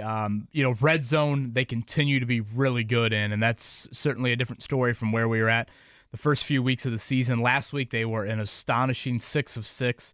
Yesterday, 4 of 4. Again, Tyler Warren is such a weapon in that area of the field. They're running the ball better with Jonathan Taylor in that area. They're staying away from the penalties that I think had plagued them, and that's the difference. I mean, you're 4 of 4, and Arizona's 3 of 6 in the red zone. I mean, Arizona moved the ball better than you did over the course of that entire game, and yet you were able to win it. Why? Because you converted in the red zone, and they didn't. So, again, Daniel Jones, just what he showed in the fourth quarter was big time for me. The on-target, accurate throws, that ball to Alec Pierce where he kind of threw it, behind Pierce a little bit. I thought that was the only place he frankly could have thrown that ball.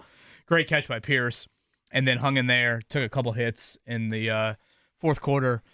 Targets to Josh Downs as well. So just huge, absolutely huge from Daniel Jones yesterday when your team needed it. Down 7, down 3. Are you going to deliver? And he did big time for him. Yeah, we talk about defense, and a lot of people ask it on the text line as well. And, James, I'll give you the first shot at this. Where are we at in terms of cornerbacks and safeties and health and relative health and what needs to happen for the Indianapolis Colts to what at the beginning of the season we thought would be a great strength of theirs with depth and numbers, all of a sudden with injuries and things like that is a little bit of a concern right now. A huge concern. What do you think they should do, Jeff? Because, I've laid it out pretty eloquently, I think. It's hard to make a trade or make a move when you're still kind of in that no man's land of do we go all in on this season or do we still want to keep flexibility afterwards? Because you can make a trade now. Well, you're probably go get somebody, but if you're Chris Ballard, you like what you have in house right now. If everybody gets healthy, and the biggest thing for them is to get Kenny Moore healthy at some point, and then you got to get right back off the concussion protocol as soon as you can. Mooney Ward, you get those two guys back and healthy and playing at the same time. I kind of like some of their depth pieces. I still think this could be a relative strength by the end of the season, Kevin. Yeah, so again, right now, Kenny Moore's missed 3 straight games. He was working, doing some lateral stuff out on the field, and we were out there last week at practice. So we'll see if he could play Sunday. Theoretically, if you didn't put him on injured reserve, that meant you thought he was going to play in this 4-week window. Well, Sunday would be the final game of that window. Obviously, when guys suffer concussions on a Sunday, they typically don't play in that upcoming game. So Mooney Ward's availability for Justin Herbert and the Chargers seems to be up in the air. And then we'll see about Jalen Jones. You know, it sounded like October at some point maybe he could be back, but he's missed a month plus, and that hamstring injury has happened a couple different times for him. I've liked Jalen Jones when he's played. That would probably be a guy that I would want to see more out of. So that's pretty much where you're at corner. I mean, they signed a dude last week. What was it? Cameron Mitchell, was that his name? And he played snaps for him on Sunday, defensive snaps. Obviously, you know, Ward getting hurt in warmups contributed to that. But, yeah, cornerback depth questions. I still have linebacker questions. They gave Jermaine Pratt pretty much all the work next to Zaire Franklin yesterday. And then, I mean, you've invested a ton in your D-line, but I just think the DN group has been way too quiet. And they should feast on Sunday against the Chargers. The LA Chargers won a football game yesterday without their number 1, 2, 3, and 4 offensive tackles. Can you imagine the Colts going and playing a game tomorrow with Luke Tenuta and some dude off the street? Well, can they actually disrupt the quarterback this time around? But, like, if there's ever a game, it is this game. Watch Herbert's game-winning play to Ladd McConkey. At one point, Herbert's about to get sacked with the ball in his left hand. And somehow he breaks free from that, gets the ball back to the actual hand he throws with, and delivers a play that, you know, is one of the plays of the year so far in the NFL. So, unbelievable opportunity upcoming. It'll be a must. But, yeah, right now I think every level of the defense. And, like, I think Lou Anarumo will have this perspective, James, but, you know, you were one 50-50 flag away from allowing 34 points to the Arizona Cardinals with their backup quarterback, down their top 2 running backs, no Marvin Harrison Jr. in the second half. I would like to hope that Lou Anarumo will have that same attention for his defense and not just say, hey, we got the stop inside the 10 and one play wipes away 59 other minutes of bad football. Well, either way, they are 5-1 somehow, some way. They're getting it done. The offense is a big reason they've been able to rally. They've been able to put points on the board. They continue to put pressure on defenses, and they are atop the AFC standings right now. All right, it's been a long week and a long weekend. Let's get to the best, the worst, the good, the bad, the ugly. We call it Goats of the Week. Who is the GOAT? I told you all that I was the greatest of all time. Jordan, here's Michael at the foul line. A shot on Elo. Good! That's what I'm talking about! That's why he's MVP! That's why he's the GOAT! The GOAT! Or GOAT?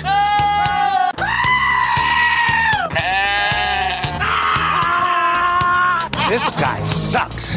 Of the week. All right, Caleb, good job getting us into that. James Boyd, going to let you lead off this week for your, I guess we're going to start with the bad goat of the week. Let's get going there. Let's get that out of the way. I'm on the spot here. I was ready for my good goat. Oh, you want to go week. good? We can do that. Yeah, I'll go good goat of the week. Nyheim Hines. Hadn't played in forever, had a huge kickoff return to set up that game-winning touchdown pass from Justin Herbert to Ladd McConkey. Say his last name? So, yeah, big-time performance for him, or big-time moment for him, I should say, and for someone who, as we know, had, been a Colts, very gracious guy in the locker room, had the jet ski accident, been out of the league, fought his way back, and had a big moment there for his team. So glad that he's back out there on the field, because a lot of people thought he would not have that opportunity again, and judging by how his knee once was, that was a real possibility. Yeah, Nyheim Miller Hines, I guess he's going by now. Oh, okay. Yeah. It's Miller time. Yeah, he's one of my favorites, so it was great to see that. And, yeah, James, great point. Huge play from Hines on Sunday. My great GOAT of the weekend, James Franklin's agent.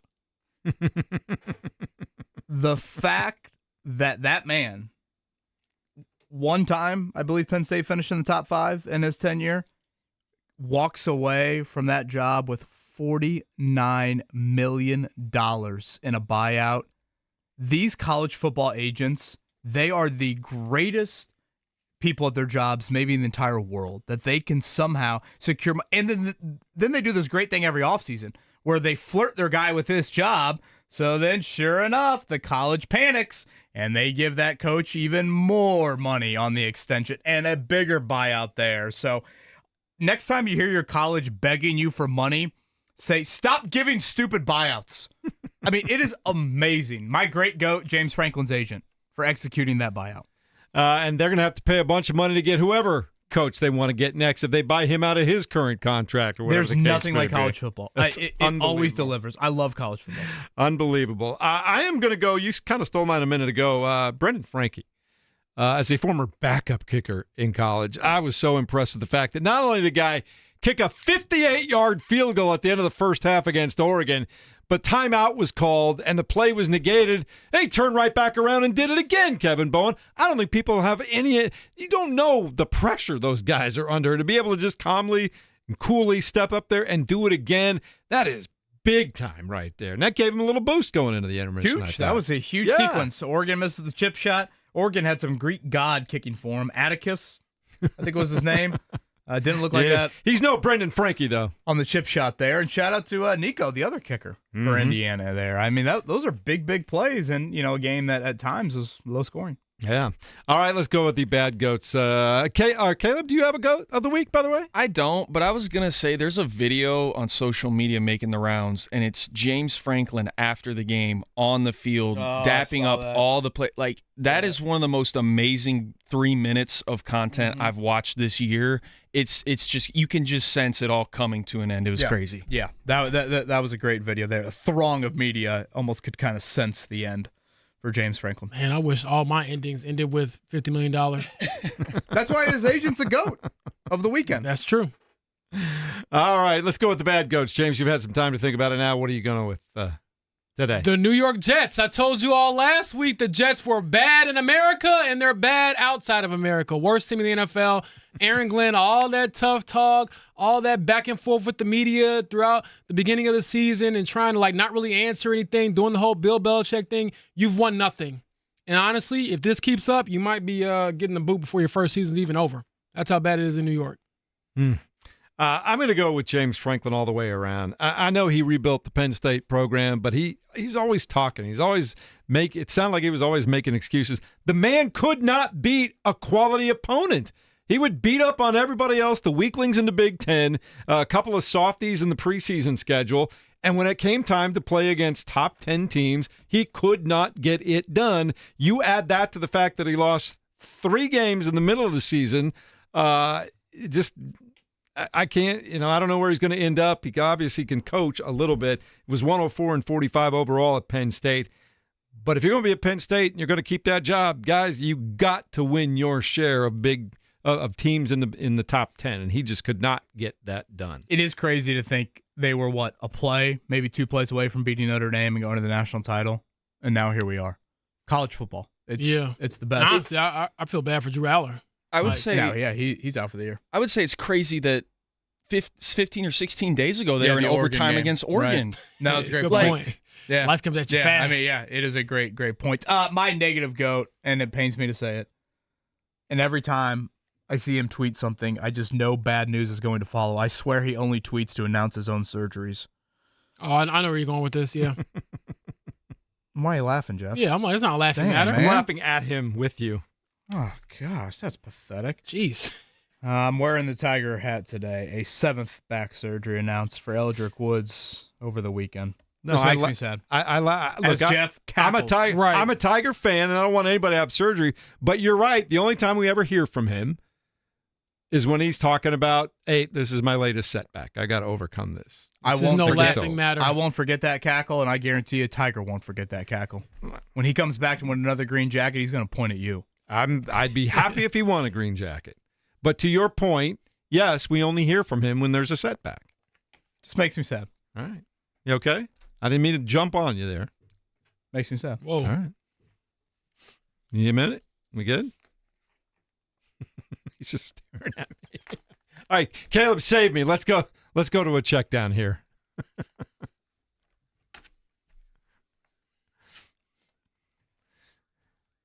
I was mostly laughing because I had bet in my head where you were going, and I was right. Is kind of where that's at, just so you know. Look at it. He's just giving me the cold shoulder now, Caleb. It might be you, just the two of you for the rest of the show, James. Listen, y'all make me fill in, and it gets contentious I in was here. about to say, you know how he man. feels about Tiger. You can't be laughing about the man's back now. You knew where that was going. Wasn't didn't about laugh. the He back. straight up cackled. Wasn't about the injury. Uh, All right. I heard it. Caleb's got the audio. Yeah, we got can the audio. easily go You back. can say, but that's not what the If you would cackle is like. about. I was right in my own little head, which is not always the case. Colts were right yesterday. They came up with a come-from-behind 31-27 victory over the Cardinals. Jonathan Taylor, again, 123 yards and a touchdown. The numbers he puts up sometimes, are we almost starting to take it for granted? He just regularly lighten things up, James. yeah, I started telling him in the locker room after the game, hey, 123, that's kind of low for you, right? You got to keep those legs turning, man. Do a little more out there. But no, JT, another big day, his third 100-yard rushing game of the season, 27th of his career, as he continues to, I would honestly think, if he stays healthy, make that trek towards Canton one day. Yeah, we didn't talk a lot about it this morning, but a little bit. But Tyler Warren in that first quarter, they really started to open up the offense by getting him involved in a couple of different ways. 6 catches, 63 yards, and a touchdown. And Josh Downs talked about it too. But Kevin, they used Tyler Warren to completely open everything up on that offense. Yeah, he is just a true weapon. I think you really feel it in the red zone, especially with him. You saw kind of a couple unique ways to get him the ball again yesterday. They continue to go into that Warren back. And like when third down rolls around, who are you going to? If you're the defense, you going to put more bodies towards Josh Downs or Tyler Warren? And then you got Pittman over there, too. Still got Pierce. Yeah. You know, if it's third and short, obviously you have Taylor. So Daniel Jones can make a play with his legs. So big reason why the Colts 10 of 10 in the red zone the last 2 weeks, which is just an absolutely absurd stat. Daniel Jones, you look at his numbers, 212 yards, 2 touchdowns. He ran for another. That's all good stuff. There's nothing wrong with that. But I think it's his ability now, James. We're seeing it consistently in what Shane Steichen was talking about. He is consistently making the right decisions, getting him in the right plays at the right time, looking for the right receiver at just the right time, and just he's able to process what he's seeing out there and take advantage of it. Yeah, I mean, anytime you can get your quarterback to give you 3 touchdowns pretty much week in and week out, it seems like good things happen for your offense. So had a terrible turnover yesterday, terrible interception, but bounced back and showed why he continues to put himself in that upper echelon of quarterbacks this season. All right, 2 games on Monday Night Football tonight. The Buffalo Bills take on the Atlanta Falcons, and the Chicago Bears will be going up against the Washington Commanders. Also, college football, Indiana, the 30-20 victory over Oregon. That has vaulted them to the number 3 spot in the latest AP rankings. That's got to be the highest they've been ranked in at least decades, if ever, right? Elijah Surratt, dog. Aiden Fisher, dog. Just 2 absolute stud football players. I get that Mendoza and the Heisman talk will be, obvious here upcoming. I think Surratt's the MVP. I just what he did in that to win the Iowa game, and then what he did on the game-winning drive on Saturday. I mean, 50-50 balls to any wideout. They're 90-10 when you throw it towards Elijah Surratt. And again, I tweeted out Saturday, let off the show with it. To me, it's one of the greatest coaching jobs, bar none. College, pro, I don't care. What Curt Signetti has done with Indiana football is incredible. So here they are, driver's seat, not only for the Big Ten championship game, which, yes, is here December 6th, so buy your tickets now. A potential bye in the playoff, a potential home playoff game. We'll see how all of that shakes out. I mean, hell, guys, they have to fall on their face to miss the playoff. Like, I mean, they could lose 1, maybe 2 games and still make the postseason, which is just crazy to think about it from that standpoint. And you talk about them playing at home against Michigan State next week. They've got a schedule that lines up for them to cruise right to at least a share of the Big Ten title and maybe even a bye when the playoffs start. They got a lot of work to do, but that schedule is not necessarily menacing at this point in time. This is crazy. I know we talked about Fernando Mendoza having a burger. I need the Surratt burger or wings. Surratt with sriracha sauce or something. That's what I need right there. I like that. I need it. I thought you were going to go with hibachi. Well, I'll take that too. I'm never going to turn on some hibachi. Hibachi is good eating. But I must say, Surratt has honestly been one of the better wide receivers, not one of the better wide receivers, one of the best wide receivers in the country, along with that quarterback of his as well. I thought they set the tone in that opening drive. The sack of Dante Moore, the 3rd and 1 and 4th and 1 stuffs, that was we're here to play big boy football, and that's Brian Haynes and Pat Kuntz and that defensive front.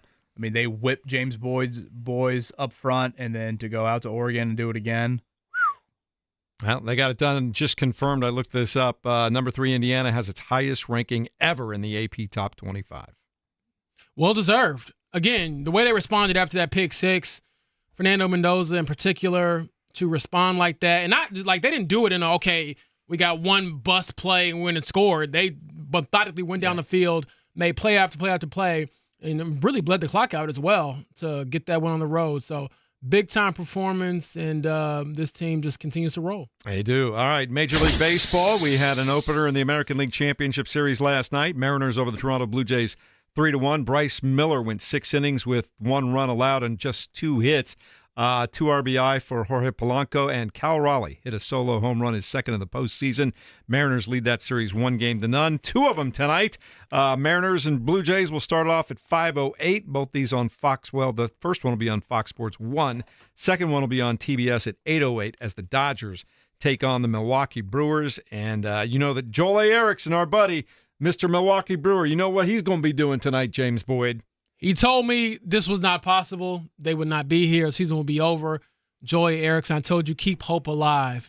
As the true Brewers fan of the bunch, I can't go that far.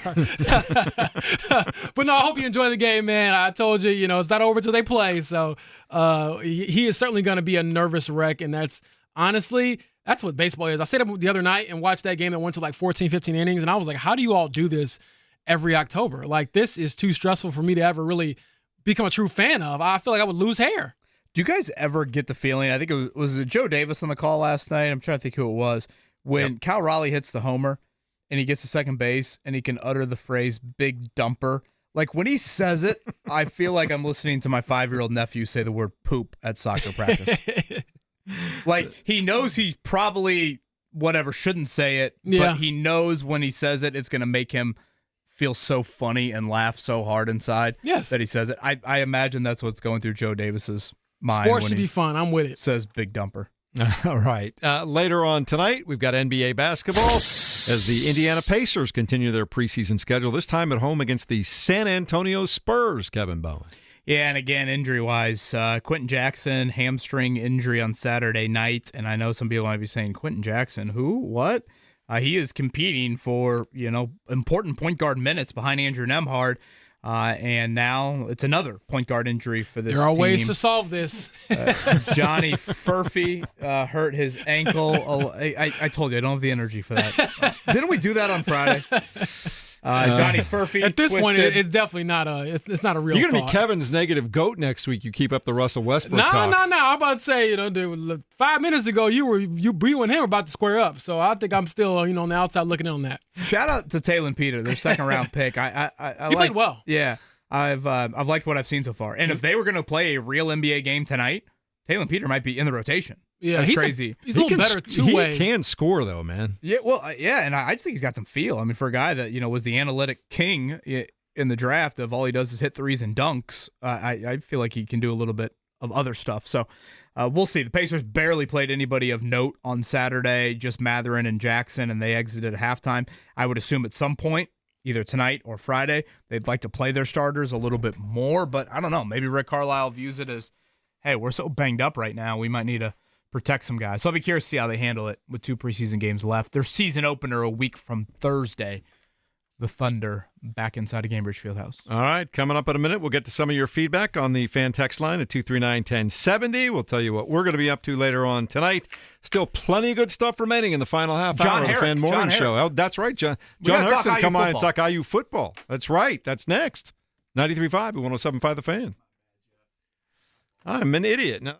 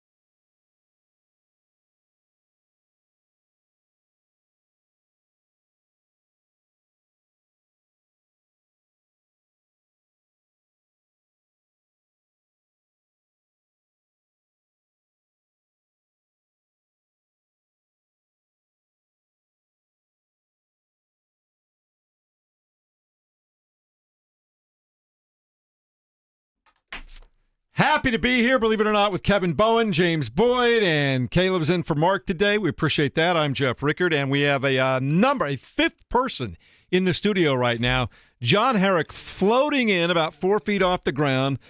He was there, part of the broadcast crew, as Indiana knocked off previously third-ranked Oregon. Now Indiana's third-ranked in the AP poll, and they are cruising right now in their second season under Curt Signetti. Good morning, John Herrick.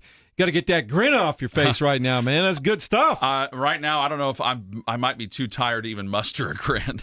Got back at like 4 a.m. on Saturday, and 4 a.m. Sunday, and it's been a stretch to get here, but it's been exciting for sure. Well, it's been a lot of fun. What's the biggest thing? You've been around the program for a while now. What's the biggest thing that line when Curt Signetti came after and from before that? What's the biggest tangible thing you've seen change? I just think the overall mental toughness and resolve. I think, for example, on Saturday when Fernando Mendoza throws the pick six and Oregon ties the game up at 20, that might have been a moment where old IU teams would have probably folded and found a way to lose.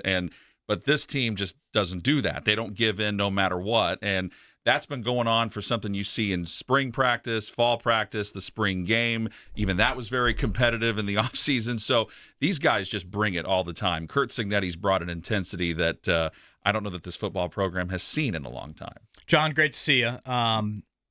It's wild that, here we are, basketball team has an exhibition game this weekend, and who cares? Right. Everything's about IU football, which is just shocking to say. I've said this before about T.J. McConnell. I want Max Bowen to play basketball like T.J. McConnell at some point in his life. I want Max Bowen to play football like Elijah Surratt. Yeah, those are good goals to have. I mean, the dude is just a DAWG dog. Mm-hmm. You guys had him on, right? This week, he spoke with Don. For those unfamiliar with the Elijah Surratt story, you mind just kind of sharing it? Because all the guys, I think, get lost in the shuffle of, who's the JMU crew? Who's not the JMU crew? All of it. Yeah, he's one of the original JMU guys that came over, and because he made such an impact early in 2024, making all sorts of big plays, he earned the nickname Waffle House because he's always open. One of my favorite nicknames. Yeah. So I do love me, All-Star Special on Waffle House. There is no hating on Waffle House here. No. Hey, I know we debated cookies and brownies earlier. We all are good. A couple with drives Waffle back House. from Nashville over the years. I like me a Waffle House. Yeah. But and he just finds a way to get open all the time. But also, he's a guy that is not afraid to block downfield. Some receivers, as you guys know, don't love doing that.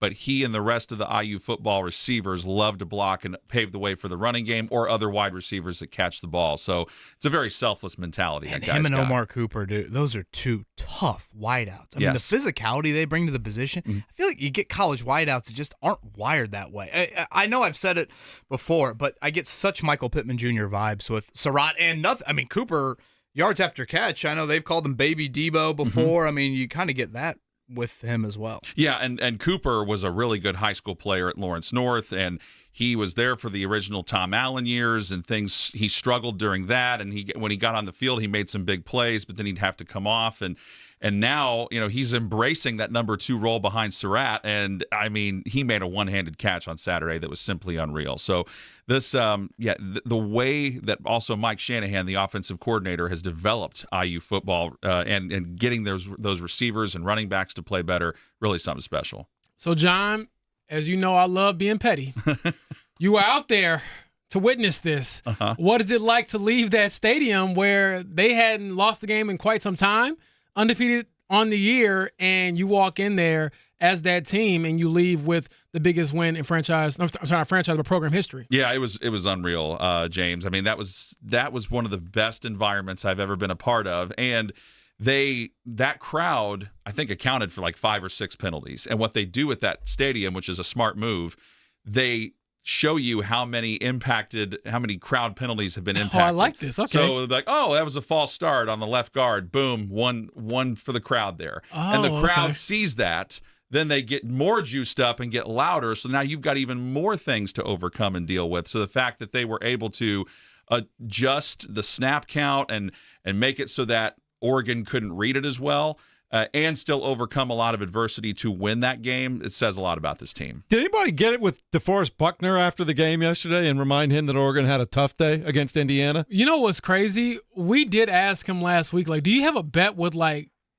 any of the owners, and they were like, nah, it doesn't go that far up the food chain. Because I was like, you see Kalen Jackson all the time shouting out the Hoosiers, and I was thinking, man, could she get DeForest Buckner to put on the Bison, mascot uniform? John, I get John Herrick with us. Obviously, you hear him on WIBC, and he does pregame and halftime for both IU football and IU basketball. I guess I do want to ask you one basketball question. Nothing against where we're at from a football program standpoint, but exhibition season, and we've gotten used to this now. It's Marion, right, this weekend? Yes, and then Marion. Yep. Baylor. Is it Baylor next weekend? Baylor on October 26th, so that's a Sunday. And that's right here, right? Yep, that's over here. At Gamebridge Over Fieldhouse. Gamebridge, yep. Obviously, it's a very new-look roster, and it sounds like right now with Darren DeVries' bunch, a little bit of a banged-up group.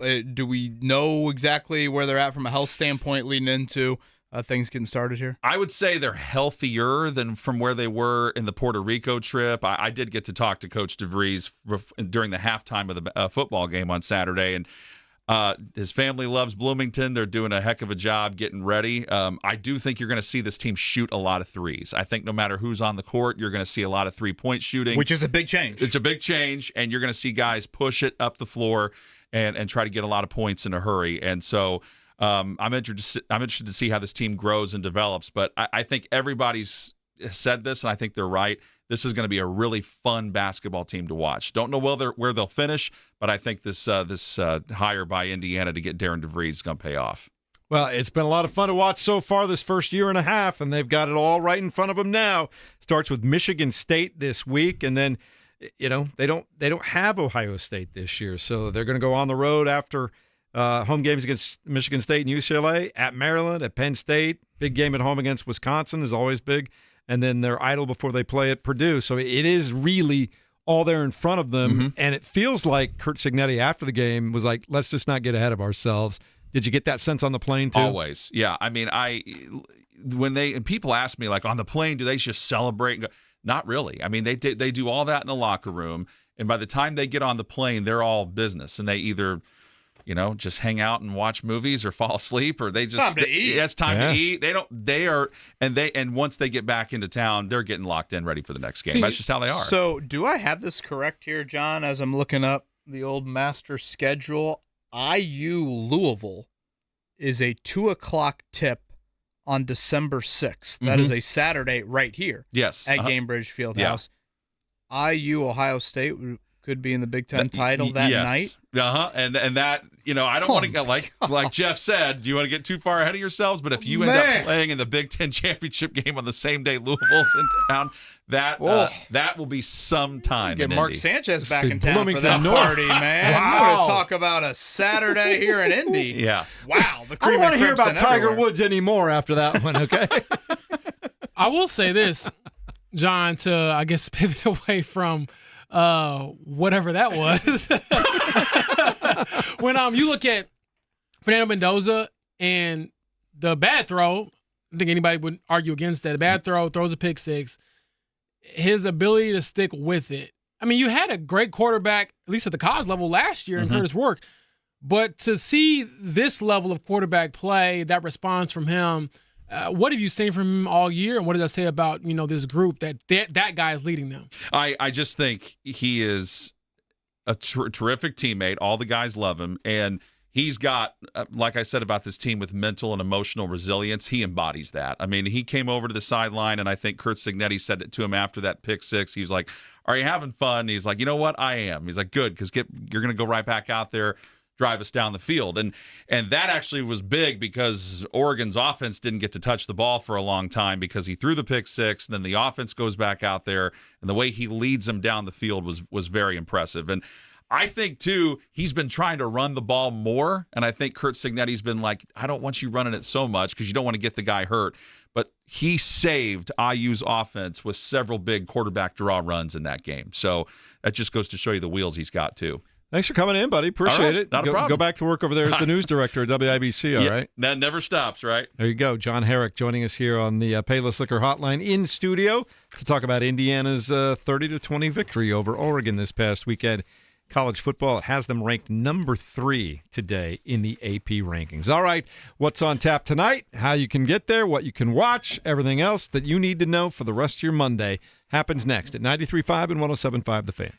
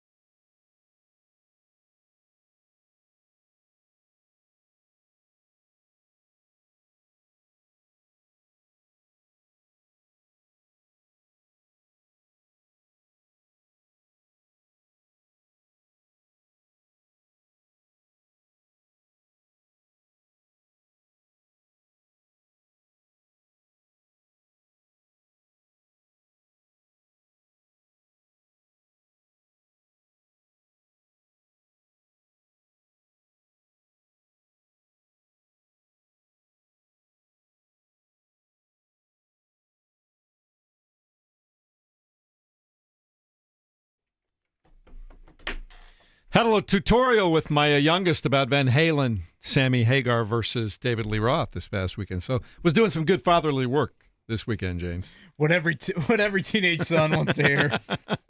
He liked the song. He's like, Dad, who's this? And so there we go. So that's how it goes, man. In the meantime, headlines from yesterday's big Colts win on a victory Monday.